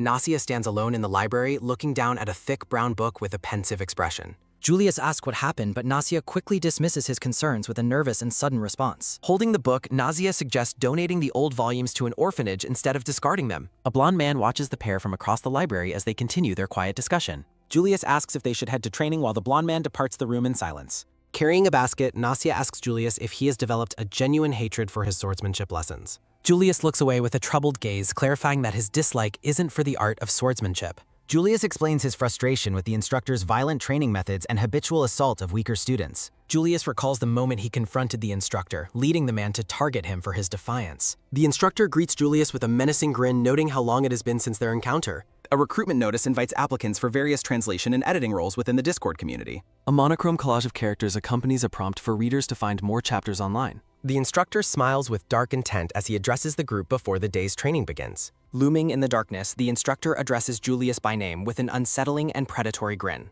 Nasia and Julius stand in the lavish hallway, their faces obscured by the shadows of growing tension. Nasia realizes the instructor's face matches a man she once saw within the light of a magic crystal. A tense silence fills the corridor as the group stands before the imposing training instructor. The instructor asks if Julius will participate in today's training while wearing a mockingly condescending smirk. Gleefully clasping his hands, the instructor anticipates having a great deal of fun during the session. Walking ahead, the instructor points out that Julius's swordsmanship skills haven't shown much improvement lately. Looming over the boy, the instructor claims to be constantly praying for Julius's success and growth. The instructor whispers a dark wish that Julius becomes a blood-soaked monster to please his father. With a fake, cheery wave, the instructor tells them both he will see them again later. Nasia is horrified that the man mocked Julius and insulted Michael by calling him a monster. As the instructor walks away, Nasia watches his back with intense fury burning in her eyes. Nasia compares the man to a jerk from her past life and prepares her magic power. Charging her hand with vibrant purple magical energy, Nasia considers taking action against the cruel instructor. Julius admits that despite the instructor's unfair behavior, he still cannot defeat the former knight. Julius refuses to forgive the man for mocking his parents and their family's noble reputation. Clenching her fist, Nasia curses the useless instructor for his lack of decency and cruel attitude. Narrated text reflects on Nasia's past life where she was ridiculed for having low magic power. A flashback shows a smug man in a library representing Nasia's past workplace tormentors and bullies. Nasia recalls an incompetent coworker who looked down on others based on their level of magical power. In her previous life, Nasia worked tirelessly while her lazy coworker forced his tasks onto her. Julius declares that he does not want to trouble his parents with his current training difficulties. Julius asks Nasia to simply watch over him as he continues to struggle against the instructor. At the training grounds, students lie defeated on the floor as the instructor stands tall. Nasia watches from the sidelines, begging the instructor to stop being violent with the young students. Surrounded by a floral aura, Julius stands ready with his sword to face the aggressive instructor. The instructor justifies the brutality as a knight's natural destiny and a way to protect the country. Ha! A flaming strike from the instructor's blade clashes violently against Julius' defensive sword stance. The instructor relentlessly pursues Julius during their intense sparring match, wearing a cruel and satisfied grin. Julius hunches over, coughing and clutching his stomach after taking a heavy hit during the fight. The instructor gloats about sparing Julius's face from scars only because of his high noble status. The students and Nasia watch in silent horror as the instructor continues his one-sided assault. Nasia feels compelled to intervene despite Julius's earlier warning for her to stay out of it. A large impact bubble emphasizes the extreme cruelty of the current situation on the training field. Julius lies on the ground, beaten and exhausted with his clothes covered in dirt and grime. Nasia recalls Julius' promise that he wouldn't lose as he remains down on the train floor. Nasia reflects on her sense of helplessness since she is not part of Julius's real family. Julius struggles to pick himself up from the ground, his face and clothes covered in dirt. Narrated text reflects on the long duration of the boy's struggle and his deep-seated internal conflict. Duke Walter stands with his back turned, his imposing figure framed by a radiating, intense light. Flashback narration reveals Julius wanted to be like his father, showing him as a studious young child. Julius recalls working hard to fight like his father and gain his unshakable strength through training. Despite his efforts, the boy admits in a narration box that he truly hated the process. A text box on a dark background notes that his desire for strength remains completely unchanged. Determination flares in the boy's eyes as he looks back with a fierce and focused grit. Nasia expresses her own resolve to get stronger, motivated by her own reasons in this moment. Julius looks ahead with a soft smile, thinking about protecting his little sister no matter what.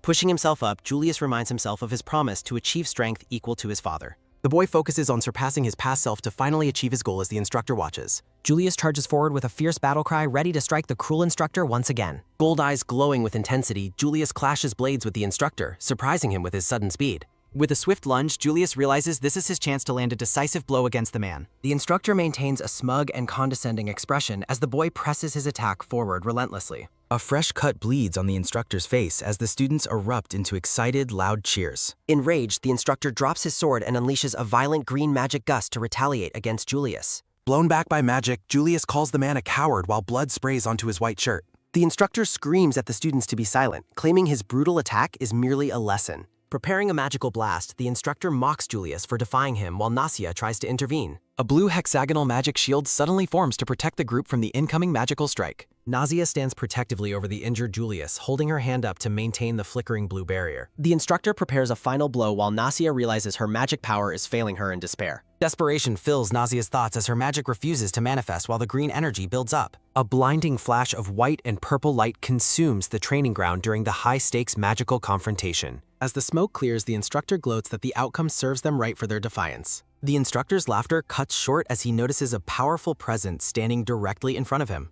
Duke Walter looms over the scene with a cold gaze while Nasia and Julius huddle behind him. A final, massive blow is announced as magical energy ripples through the air around the tense group. A devastating explosion of green and white light rocks the arena as the confrontation reaches its peak. Ground-shaking impact ripples through the dirt as the force of the magical collision levels the field. Fear and shock play across the faces of both Julius and the instructor amidst the dust cloud. Duke Walter walks away from the impact zone as the smoke begins to dissipate into the air. Looking down with a silent, heavy expression, the Duke remains unmoved by the chaos around him. Trembling, the instructor asks the Duke about his sudden appearance and the cause of the commotion. The instructor tries to hide his nervousness, claiming they were only conducting a standard swordsmanship practice. Michael questions the instructor's definition of education, while the man desperately tries to justify his violent methods. The instructor attempts to agree, but Michael's fist begins to glow with a brilliant, dangerous golden light. With a single explosive punch, Michael sends the instructor flying through the air with a pained scream. Michael stands enveloped in a dark, oppressive aura, having effortlessly handled the corrupt training instructor. The force of the blow leaves the instructor sprawled on the ground, completely defeated and broken. Julius looks up at his father's profile, speaking his name in a voice filled with quiet awe. Students gather around Elizabeth's basket as she thinks about how close she came to being discovered. Elizabeth reflects on shifting back into her infant form under the cover of the dust cloud. Michael stares ahead silently, his face unreadable as the aftermath of the fight finally settles. Trying to play it off, the infant looks innocent while her father makes a soft sound. Michael calls out to Julius, who stands wounded and exhausted, clutching his side in the arena. Looking his father in the eye with golden intensity, Julius responds with a firm and steady yes. Michael observes the boy's state and asks if he feels frustrated by the day's events. Julius admits to his father that he is frustrated and angry at his own weakness. Michael rests his hand on Julius's head, telling the boy never to forget that feeling. Michael explains that this frustration will eventually transform into the boy's greatest source of strength. Wiping his face, Julius responds with a determined and firm affirmation to his father. Julius vows to protect his little sister as the infant watches him with an affectionate gaze. Following the session, students are tended to on the field while many lie wounded. A student on the ground lets out a painful, low groan while he struggles to move. Gah! A heavy boot presses down on a student's head, forcing him into the dirt floor. The student asks what is happening as his face is crushed against the training field floor. Julius looms over the student, pinning him down with a cold and unforgiving expression. Telling the student to be silent, Julius warns him that his past actions will not be ignored. Julius looks down with predatory intent, comparing the person beneath his boot to a bothersome insect. Julius commands the other students to clean the area while they watch him in fearful compliance. The students acknowledge the order as Julius holds the infant and continues to stand his ground. Elizabeth looks on with a grumpy and focused expression, her tiny brows furrowed in deep thought. Reflecting on the chaos, Elizabeth wonders why her magic failed to manifest when it was needed. Holding the baby, Julius looks on while she continues to worry about her lack of focus. The infant looks up with wide, curious eyes as she considers the boy's current state. Despite his earlier injuries, Julius offers a gentle and kind smile to his little sister. Julius notices the baby's expressive face and makes a soft sound of amusement. A girl with long brown hair and a ponytail approaches, looking visibly nervous and hesitant. Julius asks the girl if she needs something while she struggles to find her words. Holding out a small container, the girl offers an ointment meant for treating scrapes and bruises. Elizabeth realizes the medicine is a rare and effective product originating from the Bian Kingdom. Text describes the Bian Kingdom as a wealthy and distant nation located across the sea. Visualizing the white spires across the ocean, Elizabeth identifies the girl as an exchange student. The girl stammers an apology, but Julius coldly tells her there is no need for it. Julius bluntly tells the girl to leave if she has no further business with him. Julius calls the girl an eyesore, leaving her stunned while the infant reacts with visible shock. Elizabeth realizes that her brother's social behavior is even worse than she had previously imagined. Flashback narration highlights that this cold behavior was Julius's true nature at the academy. Narrated text recalls Julius being harsh to everyone in his past life except for the prince. Elizabeth hopes that being family will make Julius kinder, but she remains uncertain of the future. Looking up at him, Elizabeth worries that things will only get worse if they stay the same. Julius' cold and distant expression looms over the infant as she contemplates his complicated character. Elizabeth realizes the boy's distance in her past life wasn't just due to his father's influence. Currently acting as his sister, Elizabeth feels the need to bridge the gap between them. Julius looks down at the baby with a questioning expression as she reaches out. Making a loud and sudden sound, Elizabeth grabs the boy's attention with a surprised look. A fierce warrior with vibrant red hair stares ahead, marking a momentary pause in the story. A mock exam panel shows Julius arrogantly rejecting medicine, claiming his wounds heal themselves instantly. Another mock question reveals Julius's refusal to accept apologies, claiming there is no need for them.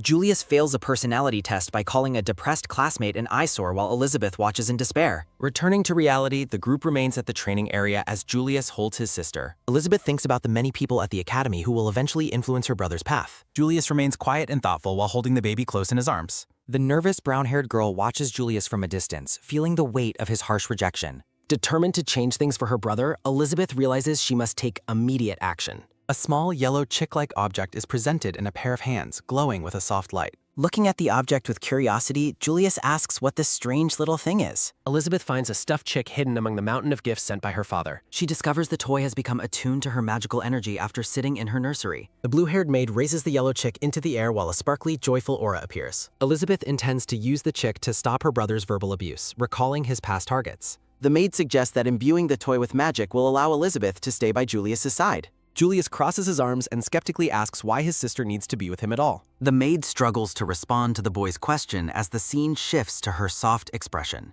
Julius accepts the toy, prompting the maid to bow and offer her heartfelt thanks for his kindness. Julius recalls his promise to protect Elizabeth while she realizes he still truly values their family bond. The purple-haired baby blushes and offers a sweet, happy smile after hearing her brother's protective words.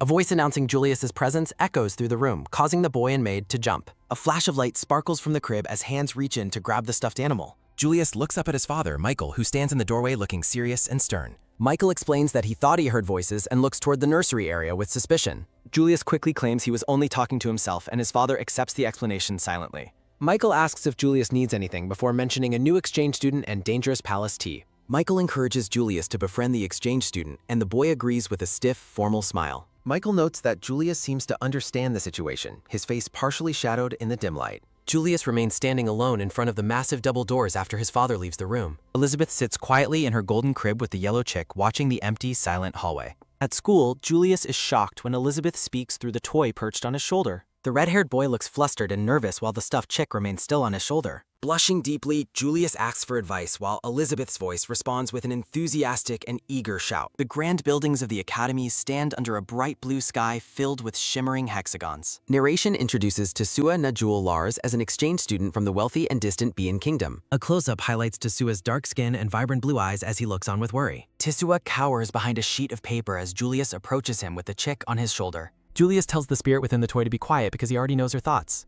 Julius asks if Elizabeth has a plan, then decides his first step is to speak with Tesua. Elizabeth is shocked to realize he has no actual plan, expressing her pure disbelief through the toy. Nearby students whisper while observing the popular but intimidating red-haired boy walk past them in the hall. Elizabeth reflects on how her brother is the center of attention despite his harsh and unapproachable demeanor. Julius mentions his hatred for the attention, but Elizabeth insists it is a perfect opportunity for him. Elizabeth intends to use the trick to improve his social standing, noticing Tesua's intense, nervous gaze. Tesua Najul Lars sits alone on a stone bench in the courtyard while eating his lunch. A sudden, sharp thud sounds as a brown boot lands on the ground, startling the dark-haired student. Tesua looks up in shock to find Julius standing over him with a cold, unreadable expression. Julius questions Tesua's choice of lunch spot while Elizabeth celebrates finding the target student for interaction. A panicked scream sounds as Julius sits beside the boy who trembles and lets out a cry. Julius stands and apologizes for the disturbance after realizing his presence has frightened the other student. Elizabeth tells Julius this is a perfect opportunity while Tesua looks back at him with hesitation. Blushing and trembling, Tesua stammers out a thank you for Julius's help during the recent class. Julius dismisses the help as unintentional, but Elizabeth notices that her brother is actually feeling embarrassed. The yellow chick suddenly slips from Julius's shoulder and tumbles through the air toward the floor. Julius shouts his sister's name in a panic, leaving Tesua confused about why he is addressing a toy. A woman in a dark dress holds a purple-haired infant near a large golden nursery crib. The baby coughs blood, prompting a desperate plea for help as the scene becomes dark. Michael rushes into the room as a maid screams for someone to save the dying young lady. Michael gazes at the child's glowing green eye and realizes her internal mana has become dangerously unstable. Ornate Japanese text on a white title card marks the end of Chapter 19 for the series. Julius bursts into the palace room, frantically shouting for Elizabeth to ensure she is safe. A maid hushes Julius, explaining that the doctor ordered Elizabeth to rest while he quietens down. Julius approaches the crib and hands Elizabeth the yellow mascot, explaining he only came to deliver it. The siblings share a silent, intense gaze as Julius leans over the railing to observe Elizabeth. With a dark, ominous aura, Julius warns Elizabeth that they will have a serious conversation later. Julius stares intently at the baby, waiting for her response after his stern and serious warning. Elizabeth recalls the events while she was observing her brother through the magical mascot Bark. In a flashback, Elizabeth hears a crash and manifests a blue-haired maid clone with a pop. A sudden whoosh sounds as the blue-haired clone is startled by something while investigating the disturbances. A bright flash erupts over the crib as the magical clone vanishes, leaving Elizabeth feeling drained. Elizabeth lies weakly in her bed, struggling with the physical toll of her high-level magical exertion. A brown-haired maid gasps in shock as she enters the room and finds Elizabeth in distress. The real blue-haired maid stands before Julius, expressing her concern regarding the current situation with Elizabeth. The maid apologizes for the inconvenience of having Julius leave his school activities earlier than planned. Julius dismisses her apology, stating that the interruption does not matter given his sister's condition. Julius relays his father's explanation that the baby's condition is just temporary mana instability during development. Julius softly smiles as he remembers his sister is still a baby, but then notices something strange. Julius points out the shimmering light, asking the glowing maid if Elizabeth's mana is becoming unstable again. A brilliant white light suddenly floods the room as the magical phenomenon intensifies before Julius's eyes. Julius stares in disbelief at his sister, realizing the true nature of the magic she just used. Julius issues a stern command forbidding Elizabeth from ever using her high-level clone magic for now. Julius explains that creating clones is dangerous, abnormal magic that a baby should not be using. Elizabeth gives a soft squeeze to her yellow mascot as she processes her brother's strict new rules. Julius checks on the mascot while Elizabeth explains that the bird is protected by a magic stone. A purple gem glimmers on the yellow mascot as Elizabeth smiles despite her brother's grumpy expression.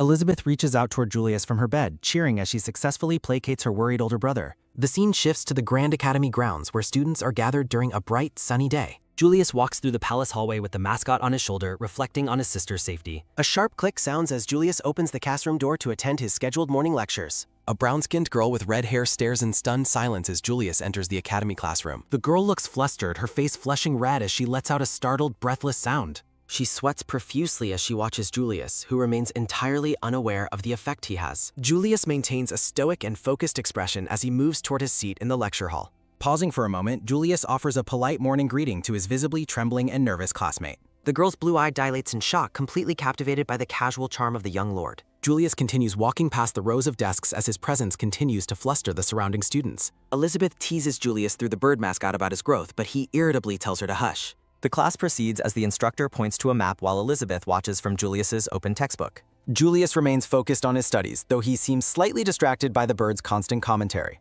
The red-haired girl diligently takes notes, occasionally glancing toward Julius with a shy and admiring smile. Later, Julius approaches the girl outside the academy building to discuss the matter from the previous day. Julius apologizes for their interrupted talk while Elizabeth is shocked that her cold brother is actually apologizing. The girl stutters nervously while Elizabeth notes that her brother's classmate is sweating an incredible nap. Julius mentions his knowledge of the girl's skill in healing magic and medicinal plants, which surprises her. Julius acts cool about his knowledge while Elizabeth encourages him to be much friendlier to the girl. Standing on the garden path, the girl explains her dream of combining magic and medicine for everyone. Elizabeth listens as the girl reveals that most healing magic is currently restricted to the kingdom's nobility. That night, King Michael watches over Elizabeth's crib, receiving a report on her health from the doctor. Michael questions the doctor about other potential causes for the baby's rare and concerning mana instability condition. The doctor warns that Elizabeth's case is rare and urges the king to remain extremely careful. Julius strokes Elizabeth's head, telling her not to push herself while she makes soft noises. Michael leans over the crib, declaring Elizabeth will become the light of the Walter family. A thud sounds as Elizabeth sleeps peacefully, a blue glow appearing above her small head. An intense red-haired girl with glowing eyes stares ahead against a background of announcement text. Bright light shines over a grand white palace as a voice calls out for Elizabeth. Julius stands in a decorated hall looking surprised as he hears someone mention a specific name. Julius looks on in confusion, wondering why he heard his new acquaintance's name hauled out. Elizabeth reaches for the yellow chick while thinking about the exchange student arriving at the academy. Looking at her brother, Elizabeth expresses surprise that he has already called the student by name.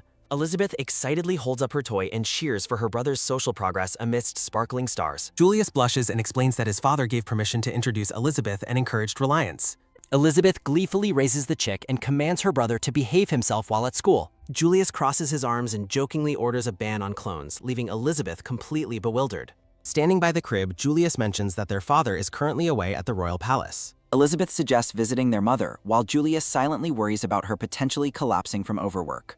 Elizabeth tilts her head curiously, but Julius quickly dismisses his earlier thoughts as being nothing important. The maid watches fondly as Julius and Elizabeth hold a spirited strategy meeting for entertaining Tesua. A text bubble identifies the grand blue-domed white building as the residence of the kingdom's chancellor. A maid informs the chancellor, a blue-haired woman, that Duke Walter has just arrived. The chancellor orders the visitor to be let in as a polished brown boot steps in sack. Michael stands tall in his formal red and blue military uniform, looking composed and very stern. Michael asks about the Chancellor's health, prompting her to remark on how rare his concern is. The chancellor thanks Michael for the medicinal tea leaves, noting they have helped her feel better. Michael mentions the tea's health benefits while the chancellor admits it makes her body feel lighter. Julius's father suggests the chancellor is overworking, while she explains that she tires more easily. Michael mentions hearing that Julius made a friend from beyond, noting that news travels very fast. The chancellor recalls being thanked for her son's actions at the academy during international relations talks. Michael asks to be informed of such news sooner, and the chancellor promises her best efforts. Michael hopes this news will silence nobles who are reluctant to form ties with the Bian kingdom. Narration explains that while most nobles are moderate, some greedy ones seek to profit from more. Michael reports that Elizabeth has recovered, leading the chancellor to decide that no further reports are necessary. After stating he has business with the knights, Michael leaves as the chancellor resumes her work. Julius and Tesua sit at a round table under a grand gazebo for an outdoor tea. Tesua looks visibly nervous and sweats while sitting across from Julius at the elaborate tea table. Julius introduces Elizabeth to Tesua while she smiles brightly and holds her favorite yellow chick toy. Elizabeth chirps a greeting to Tesua, who stands up suddenly and looks overwhelmed by her cuteness. Tesua blushes deeply and covers his mouth, thinking about how adorable the young girl is. A delicate teacup is filled with a fragrant purple-tinted liquid that shimmers under the sunlight. Julius notes that the tea is from Tesua's home country, hoping to make him feel more comfortable. Drinking his tea, Julius explains that he chose something familiar to put his guest at ease. Tesua holds the warm teacup with both hands, still looking a bit hesitant and quite shy. Looking down into his cup, Tesua blushes even harder as he experiences Julius's unexpected and thoughtful kindness. Elizabeth watches the interaction with wide, sparkling eyes, looking delighted by the blossoming friendship before her. Julius mentions that their father originally gave these specific tea leaves to their mother for her health. Julius explains that he brought the tea because he thought it would help with his mother's overwork. Looking at his guest, Julius simply states that he is grateful for the help and the friendship. Tesua shyly dismisses the praise while Elizabeth smiles warmly while cuddling her stuffed yellow chick toy. A pink container suddenly slips and falls through the air as Elizabeth watches in wide-eyed shock. A sharp clatter sounds as the container hits the stone floor, catching Julius and Tesua's immediate attention. Julius calls out his sister's name in alarm as Elizabeth suddenly looks pale and visibly unwell. Julius points at Elizabeth while Tesua explains her illness involves gradual mana depletion. Panicking, Julius asks what occurs once the symptoms of the illness finally manifest. The garden stands quiet as the two boys discuss the grave situation near the crib. A grim realization follows as the condition is revealed to be fatal within years. Elizabeth stares with wide, glowing eyes while a chilling warning states there are no exceptions. The infant struggles in her sleep, her face flushed with heat and discomfort. Julius orders the maid to summon a doctor and alert his father at the palace. Elizabeth's condition worsens as she trembles, her small body reacting to unstable energy. Julius watches over his sister's sleeping form with a face full of worry and guilt. Tesua mentions historical records of people surviving for several years despite the disease. Looking directly at Julius, Tesua expresses doubt that Elizabeth can survive that long. Tesua explains that healthy humans normally convert their magic power into vital life force. A ghostly silhouette illustrates how Necria disease causes one's life force to drain away. Julius stares into the distance, his eyes glowing as he fears for his sister's future. Ornate Japanese text on a white card signals the beginning of Chapter 21. A rhythmic galloping sounds as Michael rides a brown horse through the palace streets. Michael arrives at a grand estate as a butler hurries down the stairs to meet him. Dismounting quickly, Michael demands an immediate update on Elizabeth's current health status. Michael pulls off his white gloves while learning the doctor is already treating his daughter. The Duke strides through the ornate corridor as the maid provides a situational report. The brown-haired maid apologizes for taking medical action before receiving the Duke's direct orders. Michael dismisses her concerns, his expression stern as he focuses on his daughter's room. Reaching the door, the maid prepares to enter while urging the Duke to hurry. Michael steps into the nursery, finding the doctor attending to Elizabeth near the golden crib. Michael asks the doctor for a professional assessment of his daughter's medical condition. The doctor explains that Julius made the correct choice by using a recovery potion. Michael praises Julius, but the boy looks away, feeling he doesn't deserve the credit. Julius looks on with a pained expression, seemingly wanting to confess something important. A fearful Tesua trembles as the imposing Duke stands over the baby's crib. The brown-haired doctor looks down with a somber expression as he prepares his diagnosis. The doctor delivers the devastating news that the young lady is suffering from Necria disease.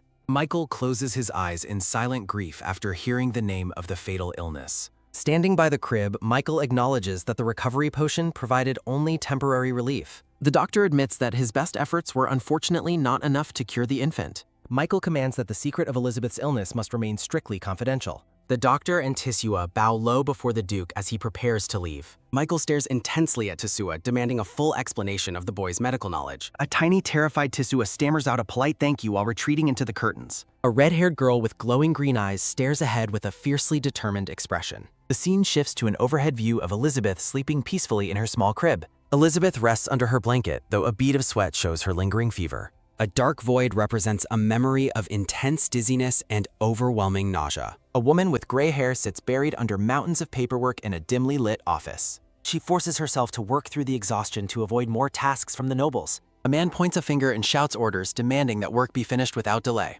Desperate thoughts reveal a deep loneliness and the absence of anyone to offer help. A dark-haired man laughs mockingly while claiming commoners must simply obey their noble superiors. A sharp thud sounds as a hand slams against the desk, failing to find support. The gray-haired woman collapses forward, finally overcome by the crushing weight of her duties. A final reaching hand fades into the dark as the tragic memory concludes. A sudden sharp thud sounds as the blue-haired woman collapses onto the stone floor. Plunged into a disorienting void, a single, confused question echoes through the heavy silence. Paralyzed by a sudden and overwhelming weakness, the woman realizes her body won't move. Deep within the suffocating darkness, she questions why this tragedy is happening to her. She collapses further into the abyss, her heart filled with a sense of total despair. Reaching out one final time, she desperately tries to grasp onto her fading consciousness. Elizabeth opens her eyes and looks up with a look of pure, innocent wonder. Michael reassures the infant that everything is all right while Julius watches from the side. Looking down at his daughter, Michael solemnly swears he will find a way. A red-haired girl with glowing eyes stares ahead with a look of intense determination. Julius and Elizabeth stand back to back, ready to face the uncertain future of their family. A table overflowed with delicious treats sets the stage for a formal social gathering. Julius asks if the Lars family researches Necria, but Michael confirms they do not. Michael expresses his deep gratitude to Tisua for taking action to save his daughter. Julius turns to his father with a look of deep concern and silent curiosity.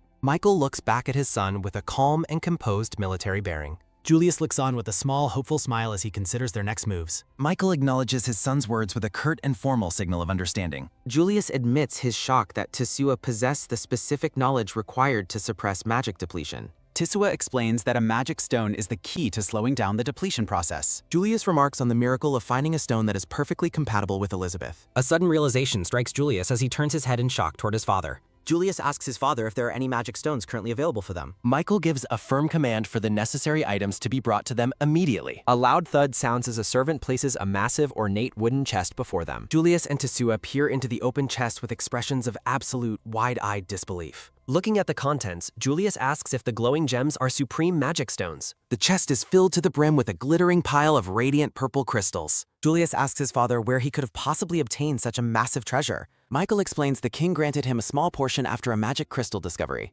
Julius and Tisua are stunned that Michael considers this vast fortune to be small. A radiant purple magic stone glows beside Elizabeth as she rests in her nursery. Soft purple energy swirls around the infant, providing a protective and healing aura. Elizabeth stares into the crystalline surface of the stone, her own reflection looking back. Julia spends late nights in the library researching cases of the rare and fatal disease. Narration explains that Necria is a mysterious illness that only affects women without cause. Elizabeth sleeps peacefully under her blanket while the magical stone continues to hum softly nearby. A sudden sharp noise causes Elizabeth to wake up with a loud and startled "ah." Elizabeth looks toward the door with a bright and curious expression as it swings open. Michael steps into the brightly lit room, his eyes fixed on his recovering young daughter. Elizabeth chirps a happy greeting, letting her father know that she is feeling much better. The infant giggles joyfully and reaches out to hold on to her father's large, strong hand. A maid nervously asks if it is safe to keep such a powerful artifact nearby. Michael instructs her to ensure the stone touches Elizabeth's skin if her symptoms return. Elizabeth watches them while thinking about how many things she wants to ask Julius. Michael laments the lack of specialists in the kingdom who can treat his daughter's condition. Michael stares at the baby with a face full of both love and intense worry. The blue-haired woman strides past the servants, ignoring their pleas for her to stop. She commands the butler to be silent as she marches toward her family with purpose. The woman asserts her rightful place by declaring that she is a member of the family. Michael stands beside a blue-haired woman as they gaze down at the sleeping infant in the crib. The blue-haired woman's eye glows with a golden intensity as the baby struggles through a feverish sleep.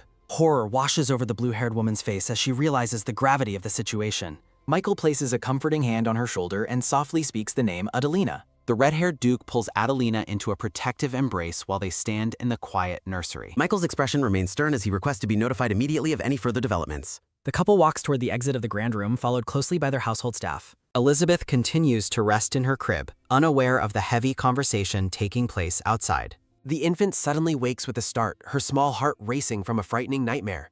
Outside the nursery doors, Michael and Adelina stop to address the serious nature of the diagnosis. Distraught, Adelina declares that her own well-being is irrelevant compared to her daughter's survival. Michael urges her to maintain her composure to avoid triggering another one of her medical attacks.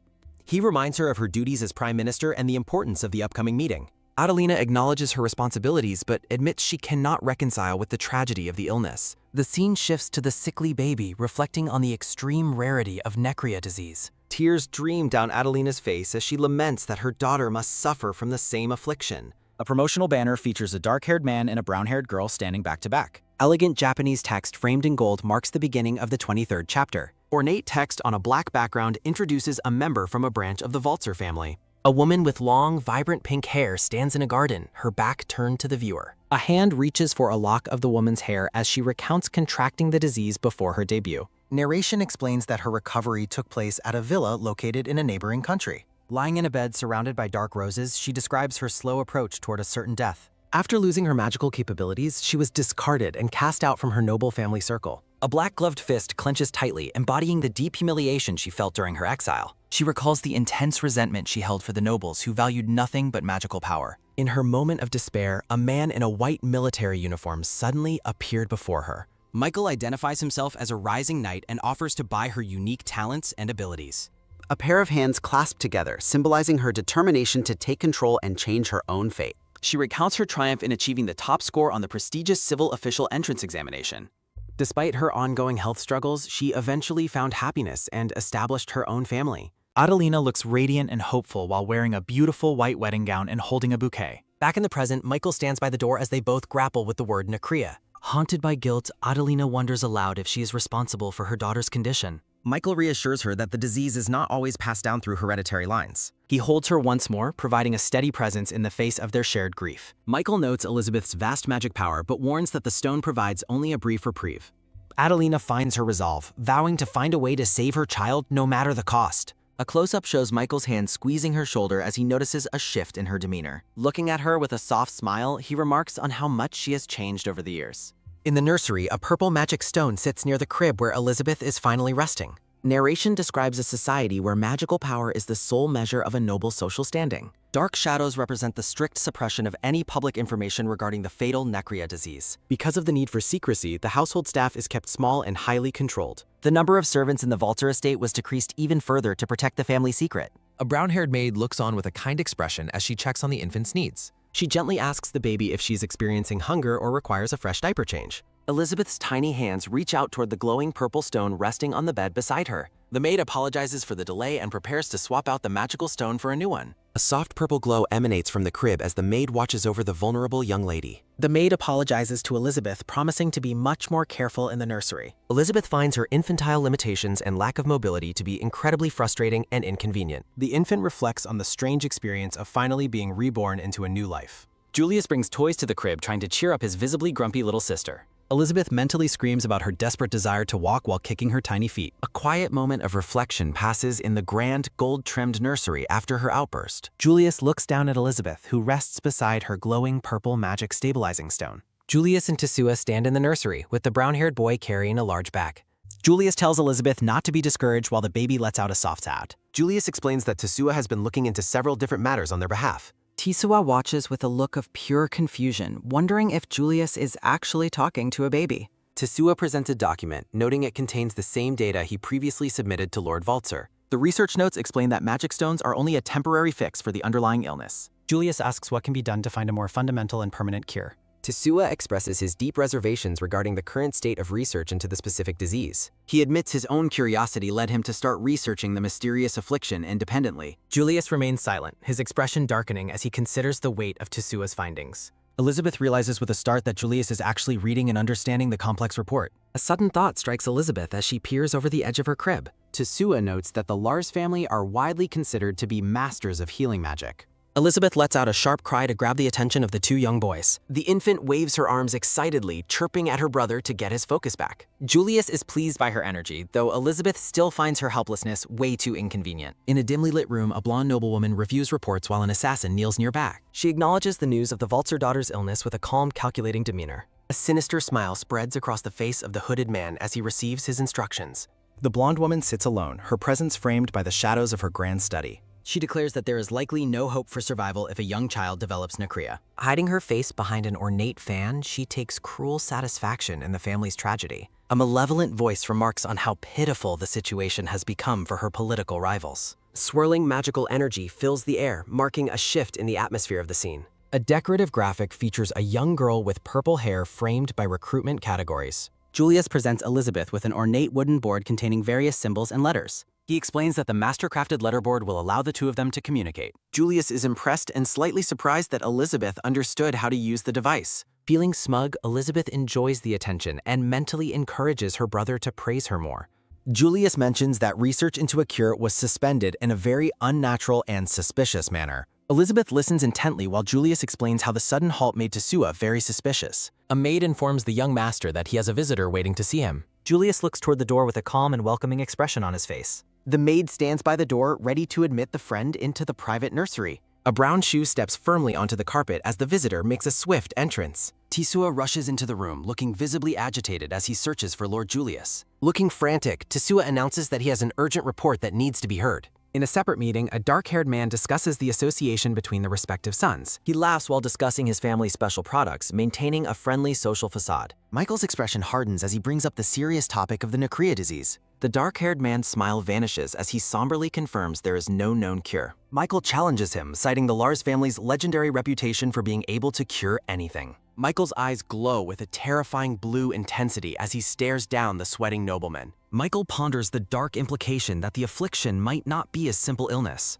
In the grand nursery, the group gathers around Elizabeth's crib to discuss the recent findings. Julius notes that Elizabeth is observing them closely as the brown-haired maid stands by him. A sharp click sounds as the maid stands by the door, catching the boy's attention. Tesua urgently announces that he has discovered why the research into the disease was suddenly stopped. Julius questions the reason for the suspension as Tesua reveals it wasn't actually a disease. Tesua explains the condition was likely sorcery, suspecting it might be a type of curse. He notes his family abandoned the theory, prompting a surprised question from the pink-haired boy. Tesua recounts finding a journal stating the Eltidode Kingdom's royal family took over the research. A sudden realization strikes, punctuating the silence of the room with a sharp shock. Julius stares in disbelief while the infant Elizabeth watches from the crib with wide eyes. Elizabeth recalls seeing reports about the specific affliction during her previous life in the library. She ponders the implications of the rare disease actually being an intentional and malevolent curse. Bright blue energy swirls around Elizabeth as she wonders who cast the curse and when.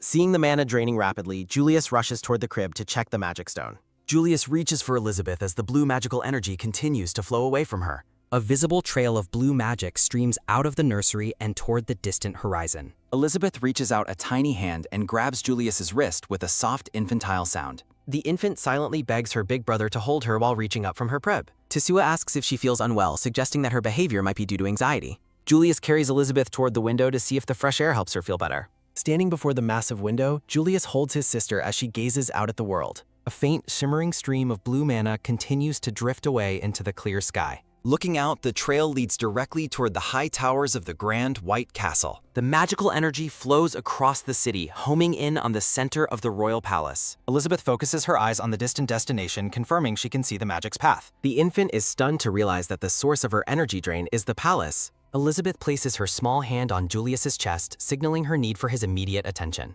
In the background, the boys watch Elizabeth as she prepares to use her communication board. Julius holds the board for Elizabeth, who looks up at him with a serious expression. Using the letterboard, Elizabeth explains that the cause of the curse is in the palace. Julius looks at the board in silence, absorbing the weight of his little sister's revelation. Julius questions why she must go personally, suggesting they delegate the dangerous task to someone else. Elizabeth argues her unique sight is necessary, though Julius insists her safety is his top priority. He holds her close, his face etched with worry as they debate the dangerous course of action.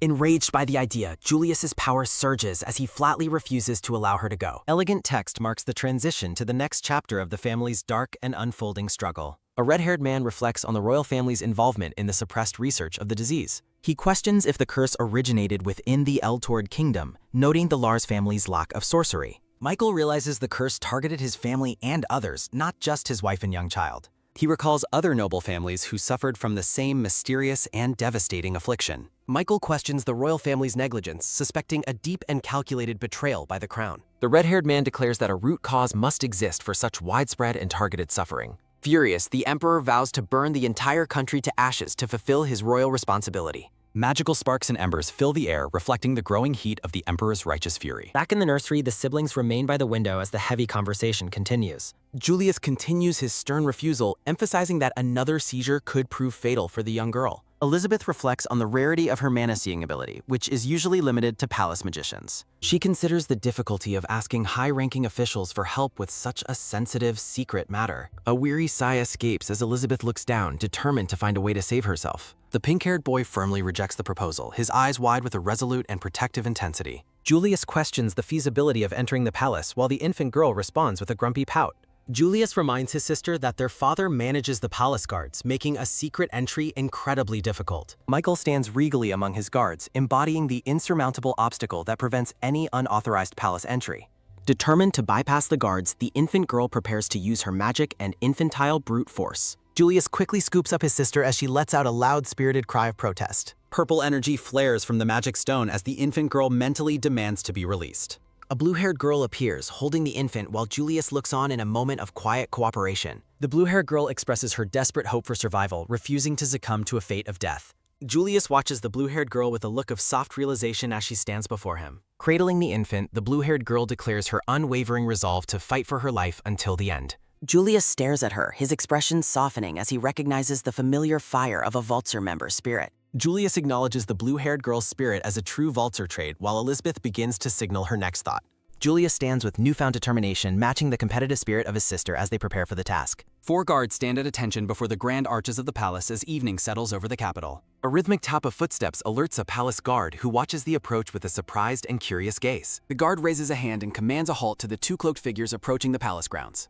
Upon seeing the prestigious family medals, the guard immediately bows and grants the disguised siblings passage into the palace. Julius regrets not using his authority sooner as his sister marvels at how easily they bypassed palace security. They discuss the political power of the first queen while looking at the majestic, multi-towered silhouette of the palace. Julius jokingly asserts his status while his sister teases him about the necessity of having a proper escort. Julius explains that they are using an old, previously unaccepted invitation from the first queen to justify their presence. Recalling past events, Julius notes that while his father commands the knights, his authority does not extend to palace politics. Julius reflects on how his mother, the prime minister, wields the most significant influence within the palace's inner sanctum. Julius suspects his mother facilitated political meddling between the queen and father, though he doubts everything was reported. Julius remains firm on a specific matter of principle while his sister acknowledges his resolve with a knowing look. A shimmering stream of blue mana flows past palace staff, catching the blue-haired girl's attention and causing shock. Michael walks through the palace corridors with a guard, his presence commanding and stern as they discuss official matters. Spotting their father in the distance, the 2 siblings duck behind a pillar in a frantic effort to remain unseen. Michael pauses, his sharp eyes scanning the hallway as if sensing a familiar presence nearby, causing the air to tense. Peeking from her hiding spot, the blue-haired girl spots a glowing book that radiates with a soft, magical light. Julius starts to pull his sister away, but she stops him, her gaze fixed on something important down the hall. A young palace official carries a stock of important documents, unaware that he is being closely observed by the siblings. The blue-haired girl approaches the official, using her disguise to inquire about the specific documents he is currently transporting. As her hand draws near the documents, a brilliant flash of blue light triggers a sudden and intense vision. A horrifying premonition of blood-soaked floors and a palace consumed by fire flashes vividly before the girl's eyes. In the vision, the palace becomes a chaotic inferno where people scream in terror and Julius stands amidst the flames. The vision culminates in a terrifying image of Michael, his eyes glowing with malice as he commands total destruction. Julius quickly intervenes and apologizes to the official, trying to cover for his sister's sudden and erratic behavior. Julius drags his sister away, bewildered by her actions, while she remains paralyzed by the horrifying intensity of her vision. Julius worries about her health while she internally panics, realizing that their father might pose a lethal threat very soon. Trembling with fear, the blue-haired girl clutches her hands together while Julius watches her with deep concern and confusion. A festive announcement regarding a community reward program marks a brief pause in the unfolding palace drama. The girl realizes that a far more violent fate than her disease is looming over her entire family. Despite her overwhelming fear, the blue-haired girl urges Julius to continue their mission with a renewed sense of urgency. Julius focuses on avoiding their father, unaware that his sister is now preoccupied with a much darker premonition. They continue through the halls, fully aware that their presence would be considered highly suspicious if discovered by anyone. Julius fears his father's wrath while the blue-haired girl watches the mana trail leading them deeper into the palace. Disguised and cautious, the two siblings navigate through a crowd of unsuspecting nobles attending a grand evening social event. Julius glances back at the guests, ensuring they remain undetected as they move toward the heart of the palace. The blue-haired youth points toward a specific group of nobles within the crowded grand ballroom hall. 3 elegant noblewomen, including one in a vibrant red dress, stand together during the social gathering. The blue-haired youth identifies the first queen consort while searching for the curse's hidden medium. A noblewoman holds a vibrant red fan, her face partially obscured by its many delicate folds. Guests mingle in the grand ballroom, surrounding a blonde-haired man who holds a single wine glass. Michael, the red-haired man, stands tall in his blue uniform, looking down with a stoic gaze. Michael approaches the blonde-haired man, Arthur, as they walk along the palace's very ornate hallway. Arthur asks for a security report, praising Michael's perfect vigilance during their very formal stroll. The blonde-haired man, Arthur, looks off to the side with a very calm, contemplative expression. Arthur shares his personal insights, acknowledging his limitations while addressing Michael during their private conversation. Michael mentions a rumored curse involving the royal family, causing Arthur to pause and reflect. Michael challenges the blonde-haired man, asking if His Majesty is aware of the palace troubles. Arthur Fia Tel Eltode expresses his total devotion to his duties, placing a hand over heart. Narrative text describes Arthur as a popular and benevolent leader despite being called the cold-hearted king. The text explains that the Walzer family supports Arthur's faction due to his merit-based palace policies. A framed portrait shows Arthur standing affectionately with a dark-haired woman surrounded by soft pink roses. Michael emphasizes the urgency of the matter, requesting an immediate investigation into the suspicious events. Arthur promises to look into the situation once things have calmed down following the gathering. Michael insists that they need it done immediately, his intense green eyes fixed on King. Arthur understands the sentiment, but notes that victims of the disease are very few indeed. A woman in a purple dress approaches, drawing Arthur's focus away from the serious political discussion. Arthur's demeanor shifts as he greets his destined rose, expressing a need to see quickly. A tense silence follows as Michael clenches his fist, a crackling sound echoing through hall. Guests notice the tension while a hand grips a fan, sensing the shifting mood in ballroom. The two disguised siblings watch from the shadows, their eyes wide with worry and sudden alarm.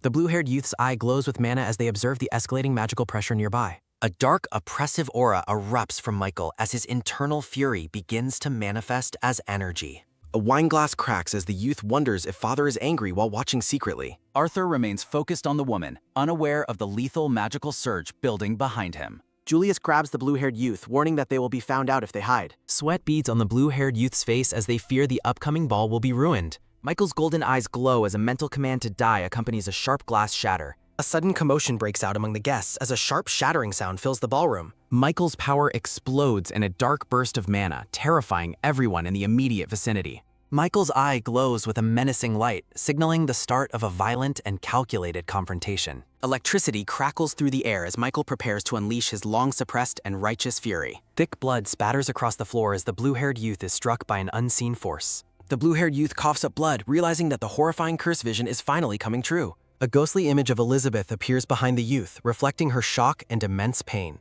Michael looks down coldly as the blue-haired youth collapses, his expression devoid of mercy. Blood drips from the youth's mouth as Michael's piercing green eyes reveal a hint of surprise. Michael catches the falling youth as a sudden heavy thud sounds against the marble floor. Arthur demands to know what happened as he watches the chaos unfold with a panicked expression. Michael tells the king to step back, questioning if the sudden collapse was an actual attack. The youth coughs while asking if that civil official was attacked during the magical outburst. Relief washes over the youth as they realize their father has regained control of his emotions. Julius watches from his hiding spot, whispering Elizabeth's name in a moment of sheer terror. The pink-haired boy swears under his breath as the ballroom descends into utter confusion and panic. A woman screams in terror, her voice echoing through the hall as blood stains the hall. The noblewoman in the red dress looks on in shock as the social event turns tragic. Julius looks on with an intense and wide-eyed expression as a mental command echoes nearby. Julius unleashes a powerful blast of shimmering green mana toward a specific target in the ballroom. A sharp clatter sounds as the cursed wooden fan falls onto the palace's polished floor. Julius observes the magical seal activating, shattering the cursed fan and breaking the dark spell's hold. An oppressive cloud of dark, swirling miasma erupts around the noblewoman in the vibrant red dress. The woman screams in agony as the narrative confirms the curse has rebounded onto the caster. Michael supports the collapsed blue-haired youth while King Arthur watches the chaotic scene unfold with concern. Michael singles out an official, demanding a response while the atmosphere remains incredibly tense and volatile. A low murmur fills the grand hall as guests watch the central figures moving away together.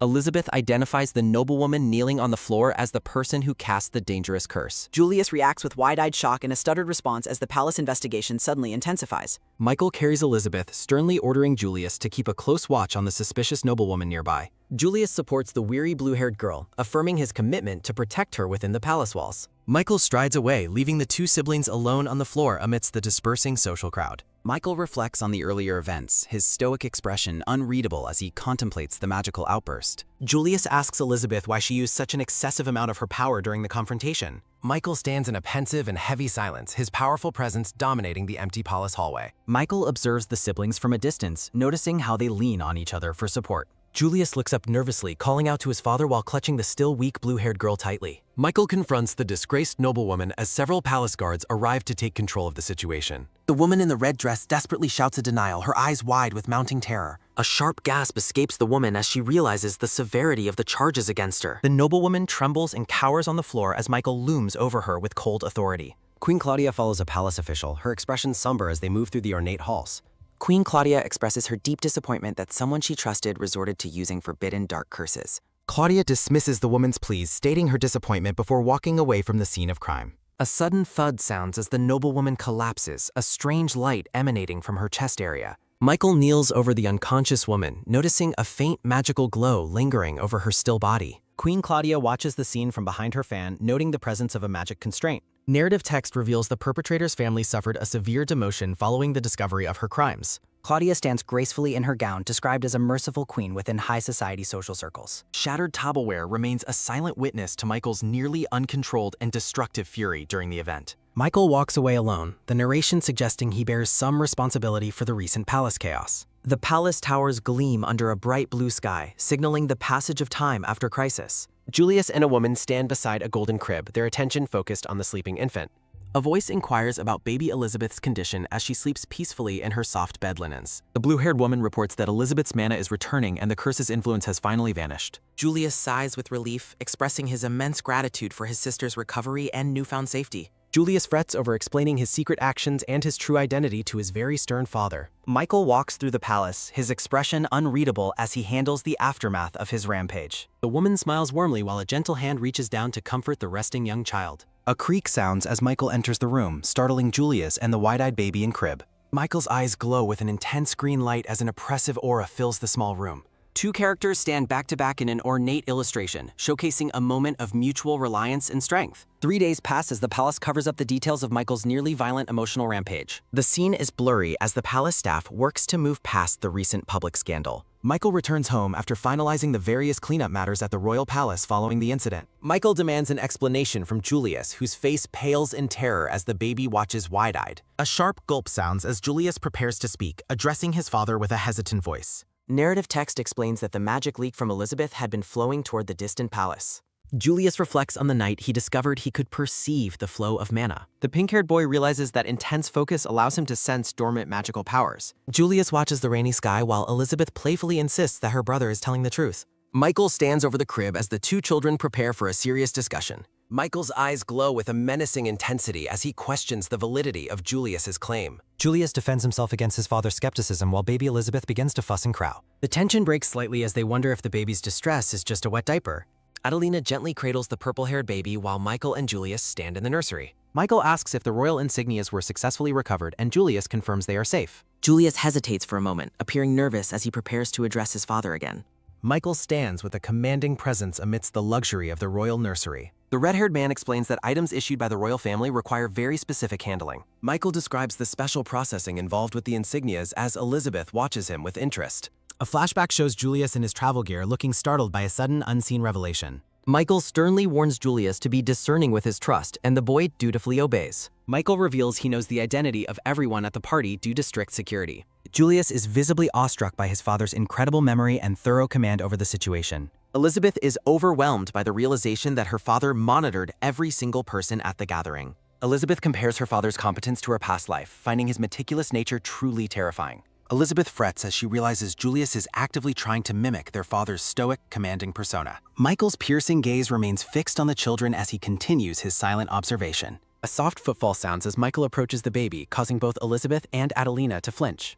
Elizabeth freezes as her father reaches out toward her with a massive gloved hand. Michael gently places a hand on Elizabeth's head, offering a rare and silent gesture of affection. Michael observes that Elizabeth has recovered and she responds with a look of pure, innocent joy. A warm glow fills the room as Elizabeth beams under her father's gentle touch. Julius expresses his lingering concern, asking his father if Elizabeth might fall ill once again. Michael explains that the magical curse causing the disease cannot be cast more than once. Michael pauses mid-sentence, his expression hardening as he prepares to reveal another crucial piece of information. Michael notes that the physical medium used to channel the dark curse has been completely destroyed. Julius and Elizabeth share a moment of shared relief and surprise at the definitive news. Julius tries to lighten the mood by asking his father about his recent official palace duties. Michael stands tall while the nanny tends to the baby in the bright nursery. Elizabeth recalls the terrifying moment she was first afflicted by the sudden and mysterious illness.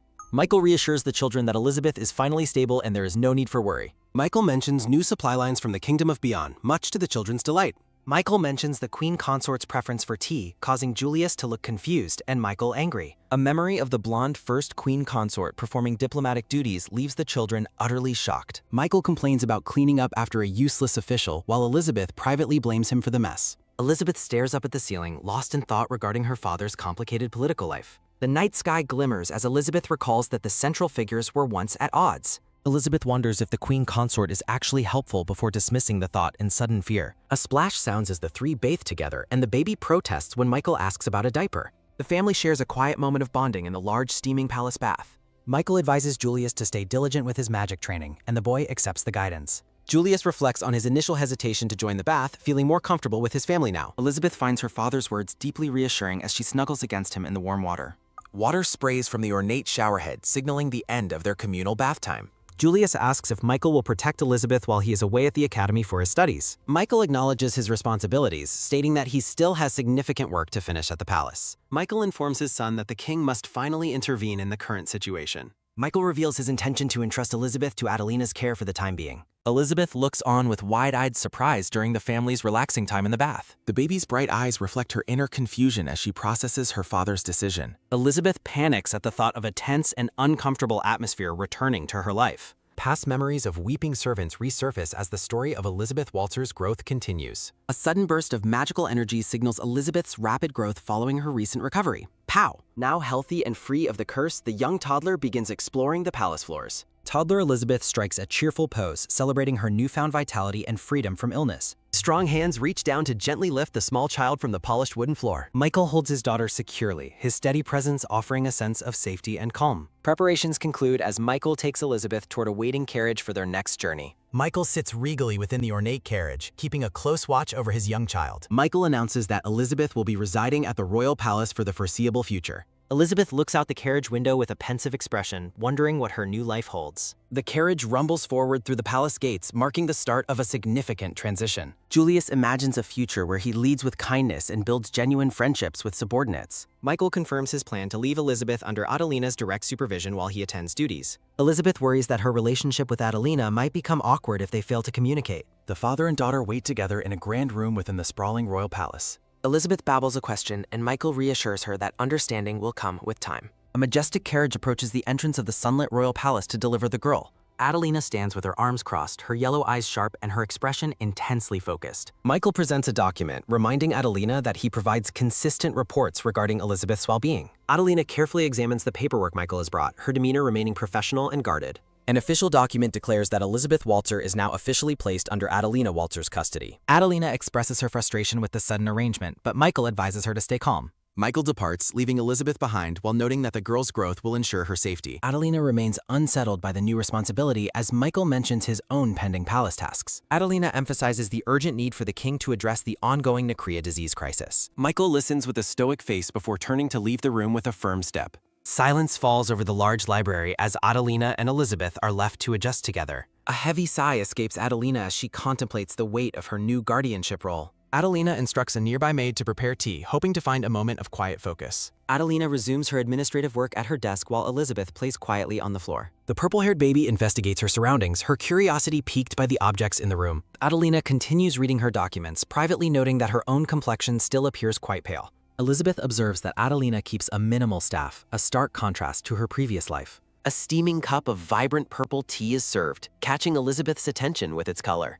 Elizabeth senses a distinct flow of mana from the tea just as a sudden knock sounds. Adelina looks up from her work, her expression changing as someone interrupts the quiet office. A brown-haired man enters the room, offering a polite greeting while holding a stack of files. The man's composure falters momentarily as he spots the small child sitting on the floor. The new official requests Adelina's approval on urgent documents, appearing slightly nervous in her presence. Adelina dismisses the urgency, but the man insists his superior requires the signatures immediately. Elizabeth finds the man's persistent and pushy behavior incredibly rude as she watches him work. Adelina identifies the man as a recent hire, questioning his motives and his sudden visit. Adelina surprises the man by suggesting a future recruitment, causing him to react with confusion. The brown-haired official is visibly stunned that Adelina possesses such specific information about his background. Adelina maintains a piercing gaze, her calm authority making the atmosphere in the room increasingly tense. The purple-haired baby watches in alarm as the official reacts with a wide-mouthed, panicked expression. Rushing toward the library doors, the official yells a loud apology before disappearing into the hallway. Elizabeth thinks her mother's memory might be even better than her father's as she observes the woman. Adelina works silently at her desk, and Elizabeth realizes the woman is fair, for better or worse. A silhouette depicts Adelina's talent-based hiring system, which allows commoners to succeed within the royal palace. A deep, quiet silence falls over the grand library while Adelina and Elizabeth go about their tasks. Elizabeth's attention is caught by a document fluttering down from the desk toward the polished wooden floor. The toddler moves quickly toward the paper with a soft scuttle, driven by her intense curiosity. Elizabeth stares intently at the document, her expression showing a level of focus unusual for her age. A small baby hand touches the paper, marking the start of Elizabeth's interference in the palace paperwork. Elizabeth points at a specific section and shouts a warning that something in the document is incorrect. Adelina orders the maid to stop the child while the servant offers a frantic and deep apology. Picking up the baby, the maid worries about the ink Elizabeth has managed to get on her hands. Adelina's sharp yellow eyes narrow as she focuses on the specific part of the document Elizabeth highlighted. Adelina carefully reviews the numbers on the parchment and realizes that Elizabeth has actually identified a mistake. A surprised sound escapes the maid as she struggles to process the sudden and unexpected turn of events. The maid asks if Elizabeth is a genius, but Adelina dismissively calls the incident a mere coincidence. Sophie lists the many tiny details Michael meticulously records about Elizabeth's daily habits and general well-being. Adelina gazes away thoughtfully, wondering if Michael has always been such a meticulous and thorough man. Sophie joyfully lifts Elizabeth into the air, celebrating the young girl's supposed brilliance with a wide smile. Adelina considers talented individuals to be valuable resources for the country while she observes her young daughter. Adelina takes a quiet sip of tea, her professional demeanor returning as she continues her administrative work. Elizabeth finds it hard to believe her mother becomes known as a wicked woman in the future.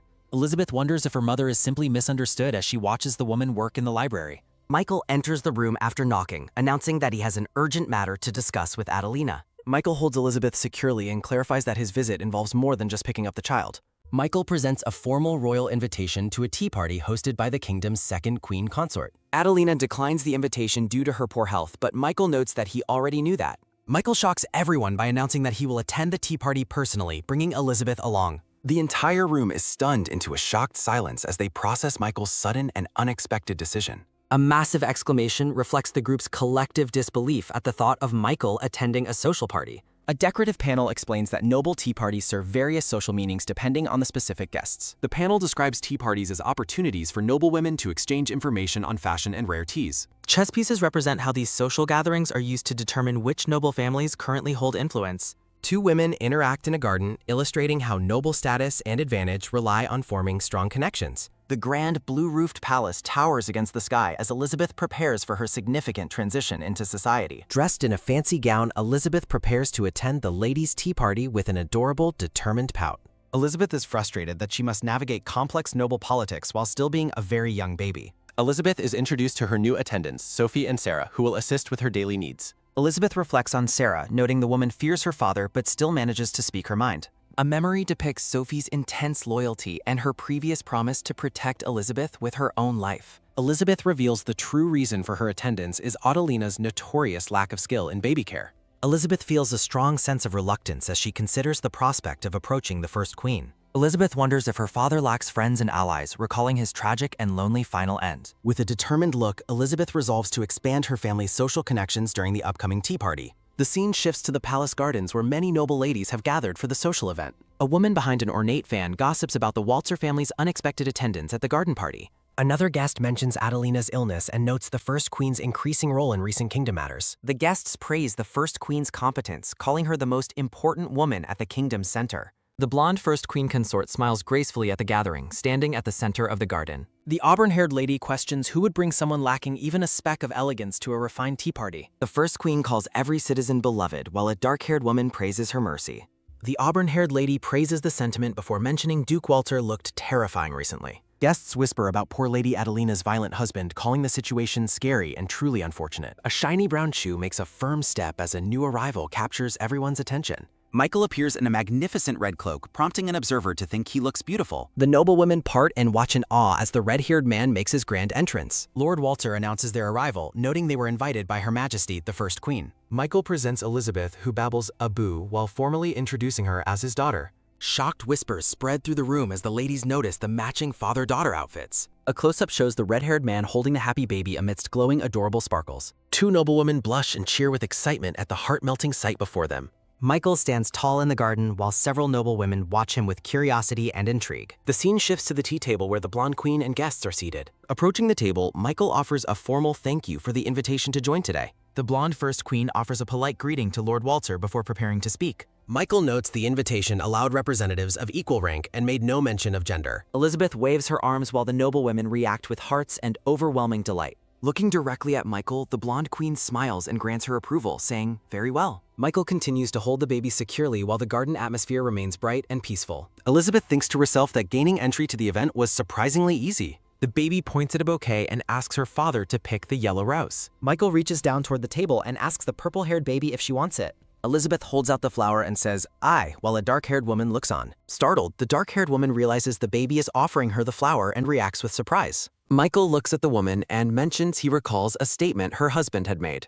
The dark-haired woman blushes happily with the rose as other guests watch with jealousy. The auburn-haired lady watches the social interaction with a look of concern and settled disapproval. A sudden sharp "kia" rings out as a woman reacts with shock to a sudden trip. The auburn-haired lady stumbles against Michael, who catches her with a calm, stoic expression.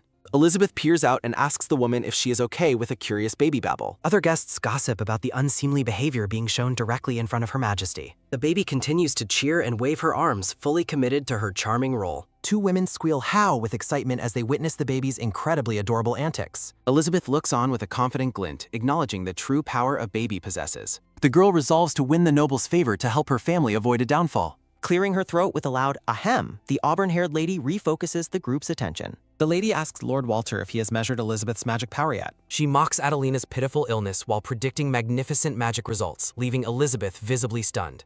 A dark purple energy swirls around Elizabeth as she reacts to the insult against her mother. While the lady laughs, Michael's face darkens with a chillingly intense and dangerous aura. Adelina sits at a large desk in her office, diligently reviewing several stacks of official paperwork. A memory depicts Elizabeth crawling toward a document and shouting "Tie" to warn her mother. A subtle, content smile touches Adelina's face as she gazes down at her administrative work. Adelina reads a document about magic beast material offerings and wonders about the First Queen. Standing up, the blue-haired woman declares that they need to confirm the information immediately. Narrative text expresses absolute disbelief that Michael is actually attending a social tea party. Adelina walks through the grand doors, privately hoping that nothing problematic occurs during the event. A dark speech bubble demands to know exactly what was said in a menacing tone. Michael looms over the cowering lady with a terrifying aura while she stammers an excuse. The auburn-haired lady thinks Elizabeth is charming but wonders who she inherited it from. Looking worried, Elizabeth realizes that her hair color does not resemble anyone else's. A large gloved hand gently and reassuringly pats the purple-haired baby's back. Narrative text explains that Michael believes Elizabeth bears a strong resemblance to his wife. Michael tells Elizabeth she looks like her mother, much to the young girl's surprise. Michael details how every feature from her nose to her forehead is identical. Radiating a dark, menacing aura, Michael firmly declares that he will hear no objections. A sharp sound echoes as a decorative gold fan snaps open with a flourish. The blonde First Queen hides her expression behind her fan while a lady watches. Elizabeth lets out an annoyed sound, pouting that she does not want to hear it. The auburn-haired lady protests to Her Majesty about the red-haired man's barbaric behavior. The first queen smiles behind her fan, stating this outcome is what she wished for. Defeated and overshadowed, the auburn-haired lady sits quietly back down at the tea table. A high-angle view shows the noble guests seated around the elegantly set garden table. Elizabeth thinks about how seating near the host indicates a person's high social standing. Other noble ladies remain at the table while the auburn-haired woman looks away, annoyed. Snapping her fan shut, the blonde queen suggested it's time to change the tea. Maids arrive at the garden party carrying large trays filled with various delicious refreshments. Trays of vibrant purple tea are brought out, a gift from a neighboring country's ambassador. The noble women admire the tea's beautiful color and comment on its truly lovely aroma. The lady praises the queen's recent diplomacy while Michael sips his tea with stoicism. Elizabeth makes a grumpy face at a cupcake, frustrated by the ongoing social posturing. Elizabeth recalls that her father specially imported this type of tea for her mother. The auburn-haired lady stuffs an entire cupcake into her mouth with an unrefined expression. The embarrassed lady asks for forgiveness while other noble women giggle at her unseemly display. Michael explains that Elizabeth simply wanted the lady to enjoy the queen's provided sweets. The blonde first queen dismisses the incident as the simple act of a small child. Looking humiliated, the auburn-haired lady excuses herself and walks away from the tea table. Several noble ladies are charmed by Elizabeth's energetic arm-waving and find her incredibly cute. The queen calls Elizabeth energetic, noting her own princess is much more quiet and reserved. A decorative frame depicts the first queen's daughter who is currently studying in another country. Second queen's princes are kept from public view out of consideration. Michael faces the first queen with a serious look, ready to discuss more formal matters. Michael reveals that Elizabeth was under a curse, causing a wave of shock through the room. The first queen asks Michael why he is choosing to reveal this secret here and now.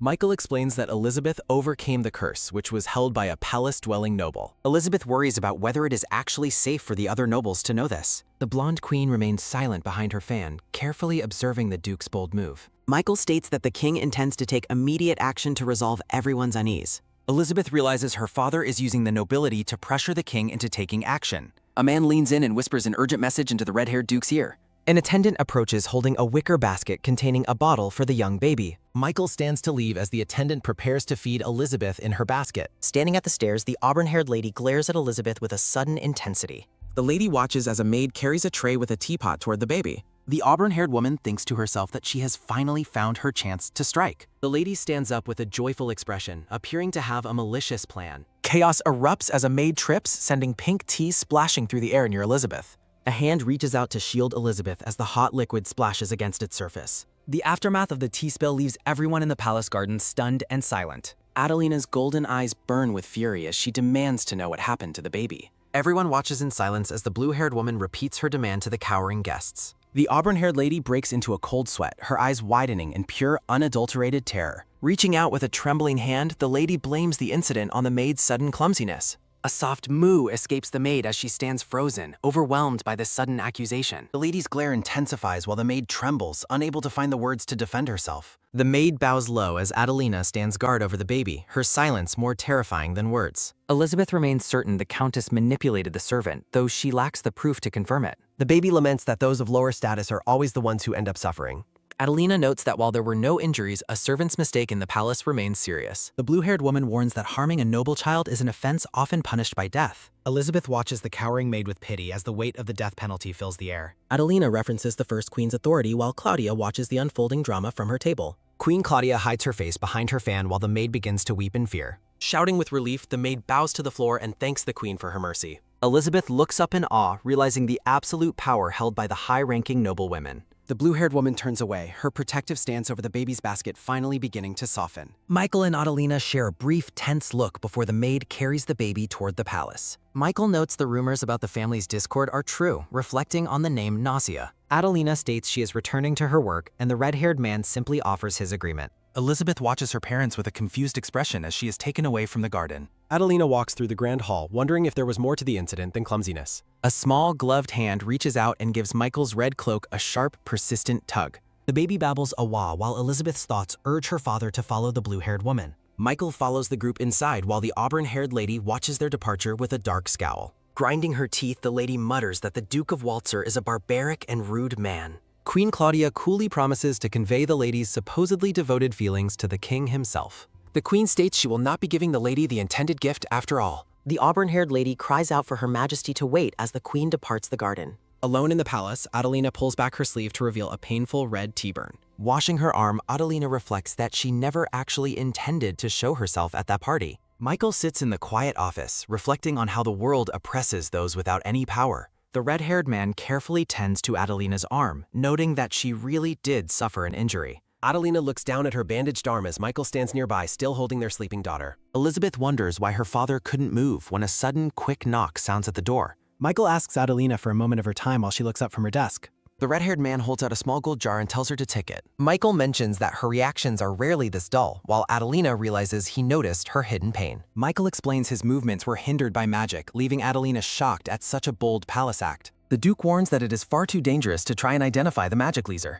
Elizabeth realizes magic was used to freeze her father and wonders who the culprit could be. Michael asks if she still plans to leave the child here after such a dangerous event. Michael reports that the first queen is planning to dismiss the countess from her personal service. Adelina ponders the political implications of the marquisate's support for the second queen. A dark silhouette shows a woman who is desperately trying to win over the Duke's wife. Michael credits Elizabeth's charm for their success while showing the dark-haired woman holding the roses. Michael stresses the importance of staying close to the marquis, and Adelina offers a simple agreement.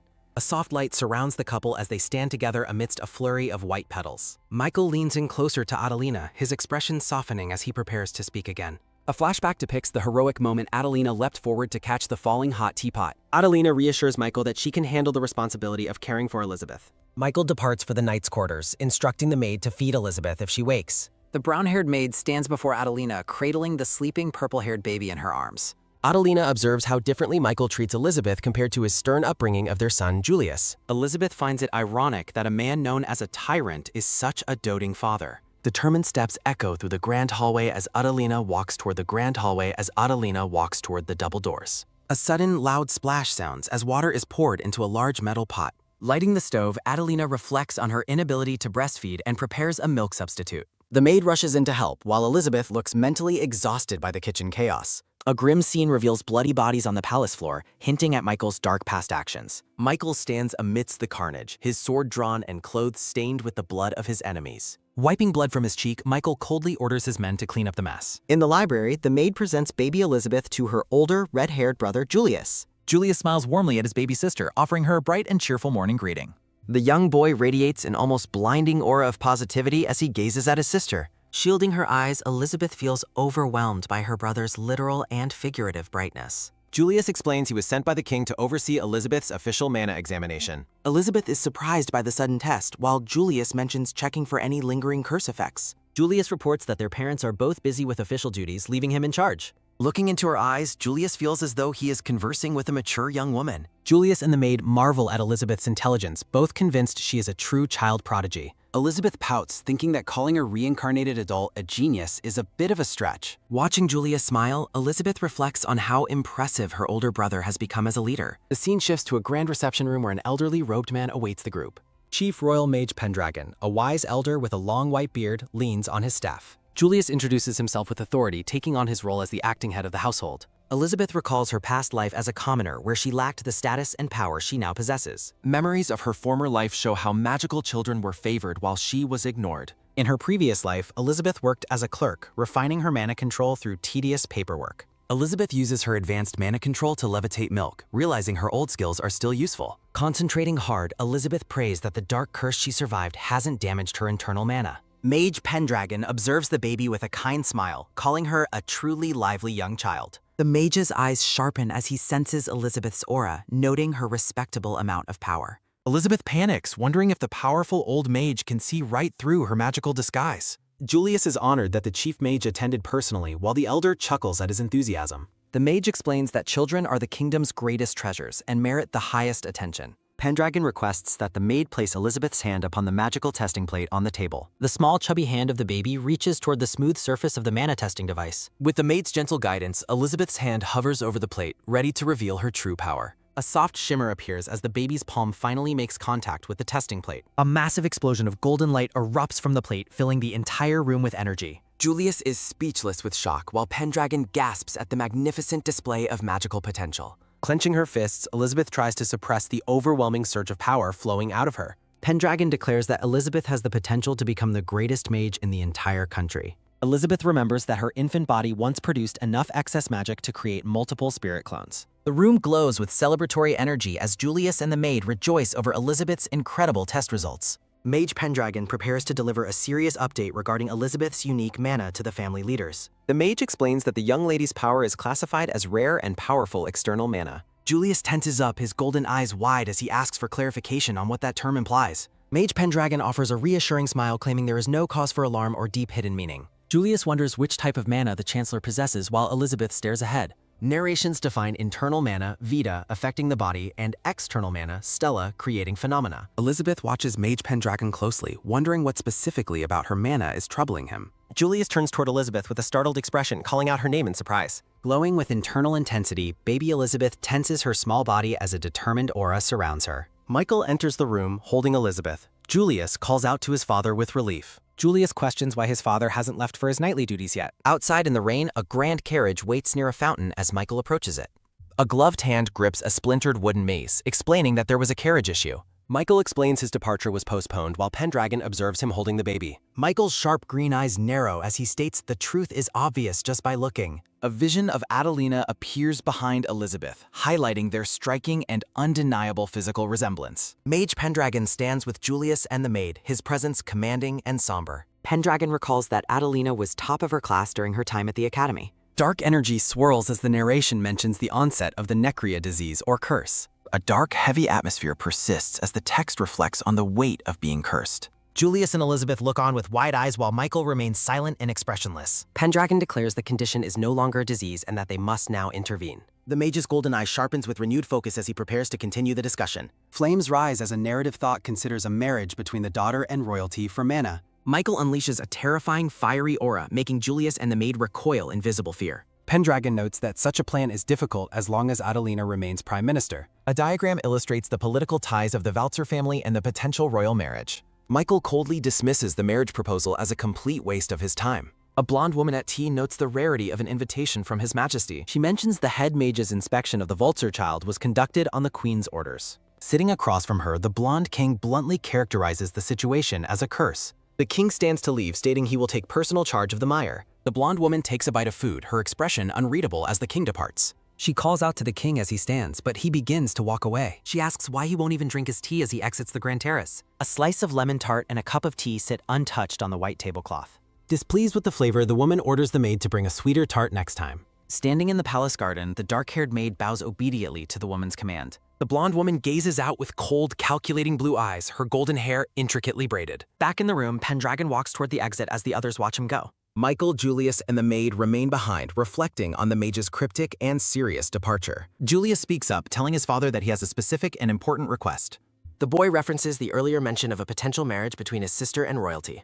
Julius insists that Elizabeth's future fiancé must be chosen with the utmost care and scrutiny. Michael glows with a menacing light, declaring the suitor must be strong enough to defeat him. The maid smiles sadly, thinking she cannot marry her lady in this lifetime. Michael turns the conversation toward Adelina, signaling a change in the family's internal discussion. He decides that the time is finally right to discuss the situation regarding her mother. Julius listens intently, his expression softening as he waits for his father's next words. Adelina sits alone in her office, holding a quill as she focuses on her work. Her slender hand reaches out to dip the white feathered pen into a bottle of ink. A steaming cup of tea rests on the marble desk next to her various documents. Adelina takes a quiet moment to drink her tea while continuing her duties in the library. Documents reveal her fear that necrosis was a curse and not the hereditary disease doctors claimed. Adelina reflects on her illness and the terrifying possibility that her children might inherit the condition. Watching Julius grow, Adelina believed his strong spirit and red hair made him a worthy successor. A sharp transition reveals a painful truth that complicates the family's hopes and Adelina's perspective. As a top student at the academy, young Adelina was celebrated and cherished by her family. Clutching her books, the young girl lived a life of ease before the shadow of illness fell. A grim scene shows the child suffering in bed, facing the possibility of losing her life. The vibrant color of her hair remains a striking reminder of the vitality she once possessed. Adelina fears her daughter keeping magic power, worrying it could lead to resentment between them. A sudden, sharp slap sounds as a hand forcefully strikes the documents on the desk. Blue-haired Adelina remembers being abandoned by her parents, deepening the loneliness she feels in the library. Staring at the ornate doors, she calls herself a fool for her past choices and lingering fears. Adelina walks through the grand palace, her posture stiff as she carries the weight of her memories. She survived only by sacrificing her magic, making her struggle a quiet battle for survival. The red-haired man reaches out his hand, offering his assistance with a calm and steady gaze. Adelina's eyes widen in sheer shock as she processes the unexpected proposal or revelation. From above, the family is seen gathering for tea in a lavishly decorated reception room. Michael explains that some nobles become magicless, a condition known as nausea, which carries a heavy stigma. He clarifies that magic is converted into life force to help the body survive fatal wounds or illness. Michael observes that magicless nobles are often banished, while Julius recognizes the harsh reality of society. Holding her bottle, baby Elizabeth listens as the narration credits Adelina's policy to her commoner experiences. Michael's green eyes glow with intensity as he condemns those who only value status and magic. A somber note reveals that Adelina's fainting spells are actually caused by the depletion of her mana. Michael suggests that her mana vessel needs to be replenished naturally through specialized meals and nourishment. Julius agrees that nutritious food is vital, while baby Elizabeth samples the snacks on the table. Julius beams while mentioning that Tesua was already conducting research into mana-enriched diets for the family. In the doorway, the brown-haired maid obediently acknowledges her father's command to maintain relations with House Liace. Michael orders the maid to allow the Chancellor inside as the young girl reacts with surprise. Adelina gracefully enters the bright room, holding her official documents with a calm and regal air. Approaching the group, Adelina asks for an update on Elizabeth's mana inspection as the maid bows. Adelina gazes ahead with intense yellow eyes, her expression focused and filled with unspoken concern. Julius holds his baby sister close as they both look toward Adelina with a mix of curiosity. Elizabeth reflects on her past life, where her extreme hard work eventually made her a civil official. Despite her accomplishments, memories reveal that people cruelly refer to her as a wicked woman. In her previous life, Elizabeth was mocked and excluded for lacking the magical talent others possessed. Realizing Adelina shared her struggles, Elizabeth watches her mother work through stacks of complex paperwork. Seeing Elizabeth's restlessness, Julius kindly asks if she would like to be put down on the floor. A quick scuttle sounds as Elizabeth crawls across the carpet with surprising speed and determination. A firm, quick tug sounds as a small hand reaches out to grasp the blue fabric. Elizabeth catches up to Adelina, clenching her mother's long, flowing dress with her tiny hands. Looking up at Adelina, the purple-haired baby opens her mouth and lets out an adorable babble. A playful sticker-like perspective displays the entire family enjoying their tea time in the room. Elizabeth waves her small hands dismissively, mentally protesting that everyone has misinterpreted the situation. A bright flash of energy accompanies Elizabeth as she clearly enunciates her very first word. A loud, echoing crack of thunder sounds as the family reacts to the baby's first word. Amidst the crackling lightning of the moment, the intense weight of Elizabeth's words hangs in the air. Adelina's face is etched with shock as she wonders if Elizabeth truly just addressed her as mother. Julius smiles at Adelina, confirming his belief that the baby was specifically calling out to her. Elizabeth snuggles into Adelina's lap, privately thinking she didn't actually mean to call her mother. Adelina lifts Elizabeth, wondering why the baby appears to be suddenly filled with such happiness. Giggling with pure delight, baby Elizabeth basks in the affection of her mother's warm embrace. Michael's fiery red aura flares intensely as he stands before Adelina and their young children. In a shocking moment of weakness, the powerful Michael falls to his knees amidst scattered papers. Adelina observes Michael's collapse while baby Elizabeth focuses on a document regarding the founding festival. A gloved hand firmly holds an official document detailing the arrangements for the Royal Founding Festival. Michael expresses frustration that Elizabeth hasn't learned any other words while he remains on his knees. He desperately pleads for the baby to learn new words for his sake, only to be dismissed. A flashback reveals a line of noblemen kneeling submissively before the blonde king in his throne room. Michael suspects a palace insider is involved in a conspiracy as he views a broken ceremonial item. Julius begins attending the academy, intending to deepen his social ties with the children of other aristocrats. Wearing a mischievous expression, Julius prepares to leverage his classmates' secrets for the benefit of his family. Michael stands tall in his ornate white and gold uniform, radiating the authority of a high-ranking official. Michael shares a tender hug with Elizabeth before the baby is left in her mother's workplace care. Elizabeth sits quietly on the library floor while Adelina remains buried in stacks of official palace documents. The determined baby focuses all her strength on the difficult task of pulling herself into a stand. Elizabeth manages to stand briefly as a dark-haired maid watches over her with a look of surprise. A tiny, soft hand reaches out as a sudden, quick tap sounds against the smooth baby bottle. Despite the effort, Elizabeth remains resolute in her goal to master walking as quickly as possible. Adelina continues her diligent work with a quill while Elizabeth reflects on calling her mother Mama. Elizabeth babbles a word that sounds like father, causing Adelina to pause her work in total confusion. The smiling maid explains that the babbling of an infant rarely carries any significant or deeper meaning. She reassures Adelina that vocalization is healthy while the baby looks visibly annoyed at being misunderstood. The midday shines brightly over the sprawling white towers and grand architecture of the royal palace. Margrave Karl Grenz walks through the palace corridors to attend a formal meeting with the Prime Minister. Margrave Karl Grenz is introduced, his silver hair and refined attire marking him as a high-ranking noble. A heavy, ornate door opens as Karl prepares to meet Michael in the privacy of the library. Karl stands respectfully before Michael, who is dressed in a dark blue and gold military uniform. Michael bluntly tells the Margrave to dispense with polite pleasantries and get straight to their official business. Karl reflects on Michael's unwavering personality and the painful memories of his own family's past losses. Despite the tension, Karl maintains his composure, reaffirming his absolute loyalty to the current blonde king. Michael outlines a series of drastic changes to the security protocols for this year's Founding Day Festival. Karl reacts with shock as Michael assigns him the massive task of securing the capital's surrounding areas. Michael grants Karl authority equal to his own outside the palace, leaving the Margrave completely bewildered. Michael explains that the deployment of elite mage soldiers for capital patrols is a necessary precaution. He reveals that these extreme measures are due to the king's plan to unveil a national treasure. Karl accepts the command and promises to coordinate with the various guilds to finalize a security proposal. Michael is satisfied with the response, while Karl senses a positive shift in the Prime Minister's character. A close-up of Michael's face reveals a calm, steady gaze that surprises the silver-haired Margrave. Karl bows deeply as he prepares to exit the room and begin his new high-stakes assignment. Michael reminds Karl to work hard for his own benefit as the two powerful men conclude their meeting. Karl departs, reflecting that there is truly no man more dependable than Michael in the entire kingdom. A tiny, fluffy yellow bird glows with radiant magical light while being held in gentle hands.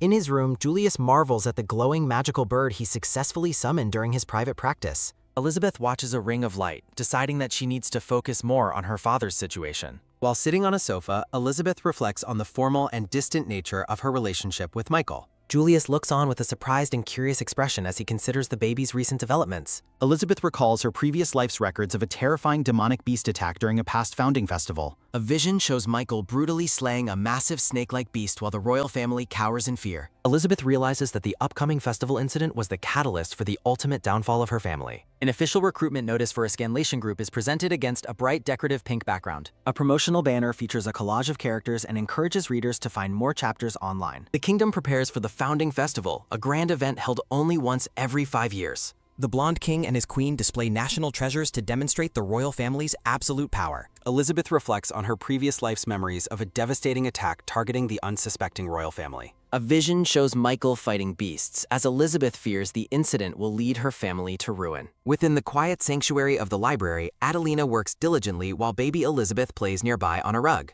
Focusing with intense determination, the purple-haired baby reflects on her constant presence in her mother's workspace. Two dedicated personal attendants stand ready to assist the young lady within the vast book-filled room. Deciding on a proactive approach, Elizabeth begins to move as a sudden soft pat sounds against the carpet. Determined to master walking, Elizabeth exerts all her strength to pull herself upright against a small stool. The maid gasps in excitement, urgently calling for Lady Adelina to witness the baby's incredible milestone. Michael bursts through the door in a panic, only to find Elizabeth standing with a wobbly posture. From Michael's perspective, Elizabeth sits back down while surrounded by flickering blue magical icons and effects. The brown-haired maid beams with pride while recounting how Elizabeth successfully pulled herself into a stand. Michael collapses into a state of dramatic despair, lamenting that he arrived too late to see the milestone. Discussion shifts to official matters as the couple discusses a magic crystal offered for the upcoming festival. Adelina reviews the paperwork, confirming that the crystal will be showcased among the kingdom's national treasures. Michael looks ahead with a serious gaze, announcing his decision to personally take command of palace security. A gentle clink sounds as Adelina sets down her teacup, agreeing that his security plan is logical. Sipping her tea, Adelina expresses confidence that the Margrave's capital connections will ensure the festival's success. Michael mentions his improving health and offers to personally help manage the collection of national treasures. Handing over a stack of documents, Michael asks Adelina to review the detailed arrangements for the event. While Michael departs with a smile, Elizabeth discreetly examines the sensitive document left on the desk. Narration explains that Adelina had been suffering from the lingering, debilitating aftereffects of a condition called necria. Elizabeth watches her mother closely, noting the positive changes since Adelina began a new course of treatment. The maid prepares a fresh pot of tea as part of a specialized curse purification regimen. A soothing splash sounds as pink, magic-infused tea is poured to help restore Adelina's mana vessel. Elizabeth feels a deep sense of relief seeing her mother finally living in good health in this timeline. Letting out an enthusiastic babble, the purple-haired baby waves her arms to capture her mother's attention. Adelina smiles warmly at her daughter's antics, conceding that she cannot resist Elizabeth's adorable requests. Cradling Elizabeth in her lap, Adelina continues to sort through the mountain of paperwork on her desk. Elizabeth leans forward, her sharp eyes scanning the documents for any information regarding the upcoming festival. Placing a tiny hand on the parchment, Elizabeth notices the name of the chief royal mage listed. Gazing through the library window, the narrative reflects on the looming threat of future magical beast attacks. A close-up of Elizabeth's face shows her deep concern for the future safety of her entire family. On a grand palace balcony, Margrave Carl discusses official business with a subordinate standing nearby. After Elizabeth shouts a playful babble, the maid offers to take her outside for a refreshing walk. The maid gently lifts Elizabeth from Adelina's lap, preparing to head out to the palace courtyard. Using playful icons, Adelina instructs the maid to stay within the safe confines of the inner courtyard. Out on the lush green grass, Elizabeth crawls across a small rug while her attendant watches carefully. Seeing an opportunity, Elizabeth attempts to use magic as Carl speaks with his subordinate in the background. The brown-haired subordinate speaks respectfully to the silver-haired Margrave, requesting help with delivering an official letter. Carl explains that Michael is hosting a dinner featuring venison, which the subordinate recognizes as a favorite. Elizabeth observes the two men, concluding that her father must share a very close bond with Carl. The baby's expression turns serious as she considers the political implications of the men's growing alliance. Carl looks weary as Elizabeth wonders if their closeness stems from being outside the First Queen's faction. New security protocols dictate that all guilds will be granted authority equal to the knights for the festival. The brown-haired official agrees to send out a formal notice to everyone regarding the significant change in authority. Carl expresses surprise that the Chancellor has already successfully won over a portion of their political faction. The official confirms the change is possible, leaving Carl shocked that Adelina was the one who orchestrated it. Elizabeth mentally warns against angering Adelina, noting that conservatives were historically allied with the First Queen's faction. The gray-haired Duke Falter contemplates the trigger that spurred the conservatives into action during the Tea Party. Chibi Elizabeth excitedly realizes that her father's influence was the true catalyst for the recent political movements. Two men discuss the event organized by the First Queen as the Duke's icy gaze lingers over the palace. Vibrant flowers bloom as the narration describes a tyrant bold enough to enter a gathering meant for women. Duke Falter rests his chin on his hand, a smug and satisfied expression playing on his weathered face. The purple-haired baby sits alone on a large blue mat, looking tiny against the vast palace grounds. Elizabeth stares forward with intense green eyes, her small hands clenched as she focuses on the surrounding atmosphere. Elizabeth observes her maid while reflecting on her family's overwhelming military strength despite their neglect of social events. A dark grayscale memory shows a group of judging noblewomen representing the hostile social environment of the past. Elizabeth panics on her mat, sense of impending doom growing while her maid watches her with prayerful concern. Tall white towers rise into a clear blue sky, signaling the start of the kingdom's founding festival. Dressed in matching red formal wear, Julius carries Elizabeth toward the Crystal Palace to see the national treasure. Elizabeth smiles while holding the small yellow bird Arapio, who seems to sparkle with a faint magical light. Julius warns Elizabeth to behave as they walk through the crowd, though she playfully refuses to make promises. The little yellow chick looks worried, sweating as it admits it has no idea if an attack is coming. Looking over the massive crowd at the festival, Julius agrees that being prepared for a threat is necessary. An oppressive darkness filled with numerous glowing red eyes signifies a hidden, monstrous threat lurking nearby. Nobility walk along a garden path from a high-angle view, heading toward the king's private treasure unveiling. Elizabeth recalls how the national treasure saved her from disease in the past, giving her very complicated personal feelings. Nearby nobles whisper insults about the tyrant's son, causing Julius to glare with a mixture of anger and resentment. Elizabeth unleashes a dazzling smile flash, instantly captivating the hearts of the judgmental women in the crowd. Tugging on her brother's collar, Elizabeth insists he join in on her plan to charm the surrounding nobility. Elizabeth strikes a cute pose with her fingers on her cheeks, asking her brother if she's doing it correctly. Reluctantly joining in, Julius gives a charming wink and a bright smile that radiates a friendly, approachable aura. A woman in the crowd is completely won over by the display, crying out about how adorable the siblings are. Elizabeth is proud that her secret plan to make friends worked perfectly, while Julius tells her to stop naming things. The siblings enter the Grand Crystal Palace, its intricate glass ceiling and chandeliers reflecting a brilliant, magical light. Elizabeth peers over her brother's shoulder, her large eyes darting around as she takes in the spectacular palace interior. From their vantage point, Elizabeth spots a group of knights standing guard at the edge of the grand ballroom. A soft pop sounds as Elizabeth holds out her small hand, which glows with a gentle, flickering golden light. A brown-haired man reports that the capital's disturbances have been handled thanks to Margrave Glen's leadership and guild cooperation. A knightly official acknowledges the report, deciding that informing the captain is the only necessary next step for now.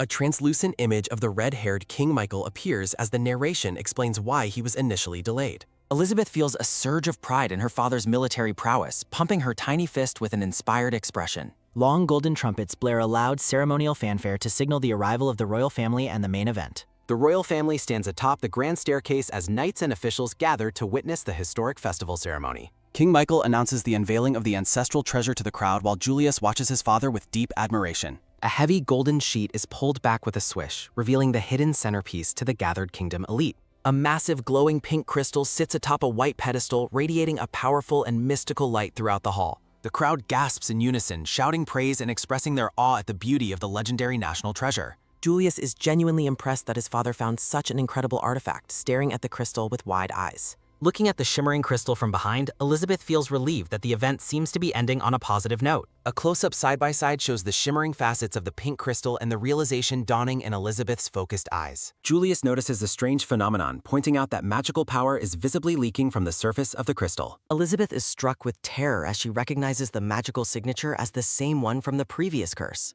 A purple-haired warrior woman stands with a glowing sword against a purple background in a decorative display page. Julius's face hardens into a serious expression as he confirms the sensation of the curse activating right before them. Julius immediately turns to leave, declaring the need to inform his father, but a hand suddenly grabs his arm. A guard blocks Julius's path, asking for his identity and ordering him to wait while he relays the message. The scene lingers on the empty, ivy-draped arches of the Crystal Palace as the tension of the discovery builds. Adelina and Michael share a quiet moment in the ballroom, surrounded by elegant guests at the festival. Michael complains that the festival security is too tight while Julius considers their next move with baby Elizabeth. Recalling his past life's records, Julius remembers a devastating magical beast attack that occurred during this festival. He observes the crowd, realizing that his past interventions have successfully altered the current timeline's flow. Elizabeth's eyes widen as she spots the woman who was responsible for injuring her mother in the past. Julius asks for the woman's location while Elizabeth points toward a glowing, suspicious-looking bracelet. A sharp sizzle sounds as the woman's bracelet pulses with dark energy before erupting in an explosion. Panicking, Julius realizes they might be too late to prevent the catastrophe from unfolding. A demonic beast appears, and Elizabeth notes it is much more dangerous than the recorded wolf-type creatures. Multiple dark, horned monsters stampede through the ballroom, causing widespread terror among the noble guests. A metallic shing echoes as the palace knights draw their swords to confront the sudden monstrous threat. Elizabeth trusts the knight's strength, but she notices a massive demonic limb approaching the royal family. Julius stands his ground, shielding Elizabeth while using magic to fend off an attacking beast. Elizabeth is impressed by her brother's bravery, but he tells her to remain focused and alert. Elizabeth frantically searches for Michael, remembering that the magical beasts specifically target members of the royalty. The dark-haired queen remains remarkably calm as she stares directly at the chaotic battle unfolding before her. Elizabeth desperately attempts to reach the royalty with her magic, fearing she will be too slow. Michael intervenes, his sword blocking a lethal blow as he declares that he will not allow any harm. With a swift and powerful strike, Michael begins his counterattack against the terrifying magical beast horde. Moving with lethal precision, Michael dismantles the monsters, his speed making him a blur on the battlefield. A soft click sounds as Michael strikes with cold efficiency, his expression remaining grim and entirely professional. A heavy thud sounds as Michael delivers a powerful kick, easily overpowering the magical creature's strength. The force of the impact sends the monster crashing away, clearing the area around the royal family. As the knights contain the threat, Julius holds Elizabeth, his gaze fixed on the fleeing suspicious woman.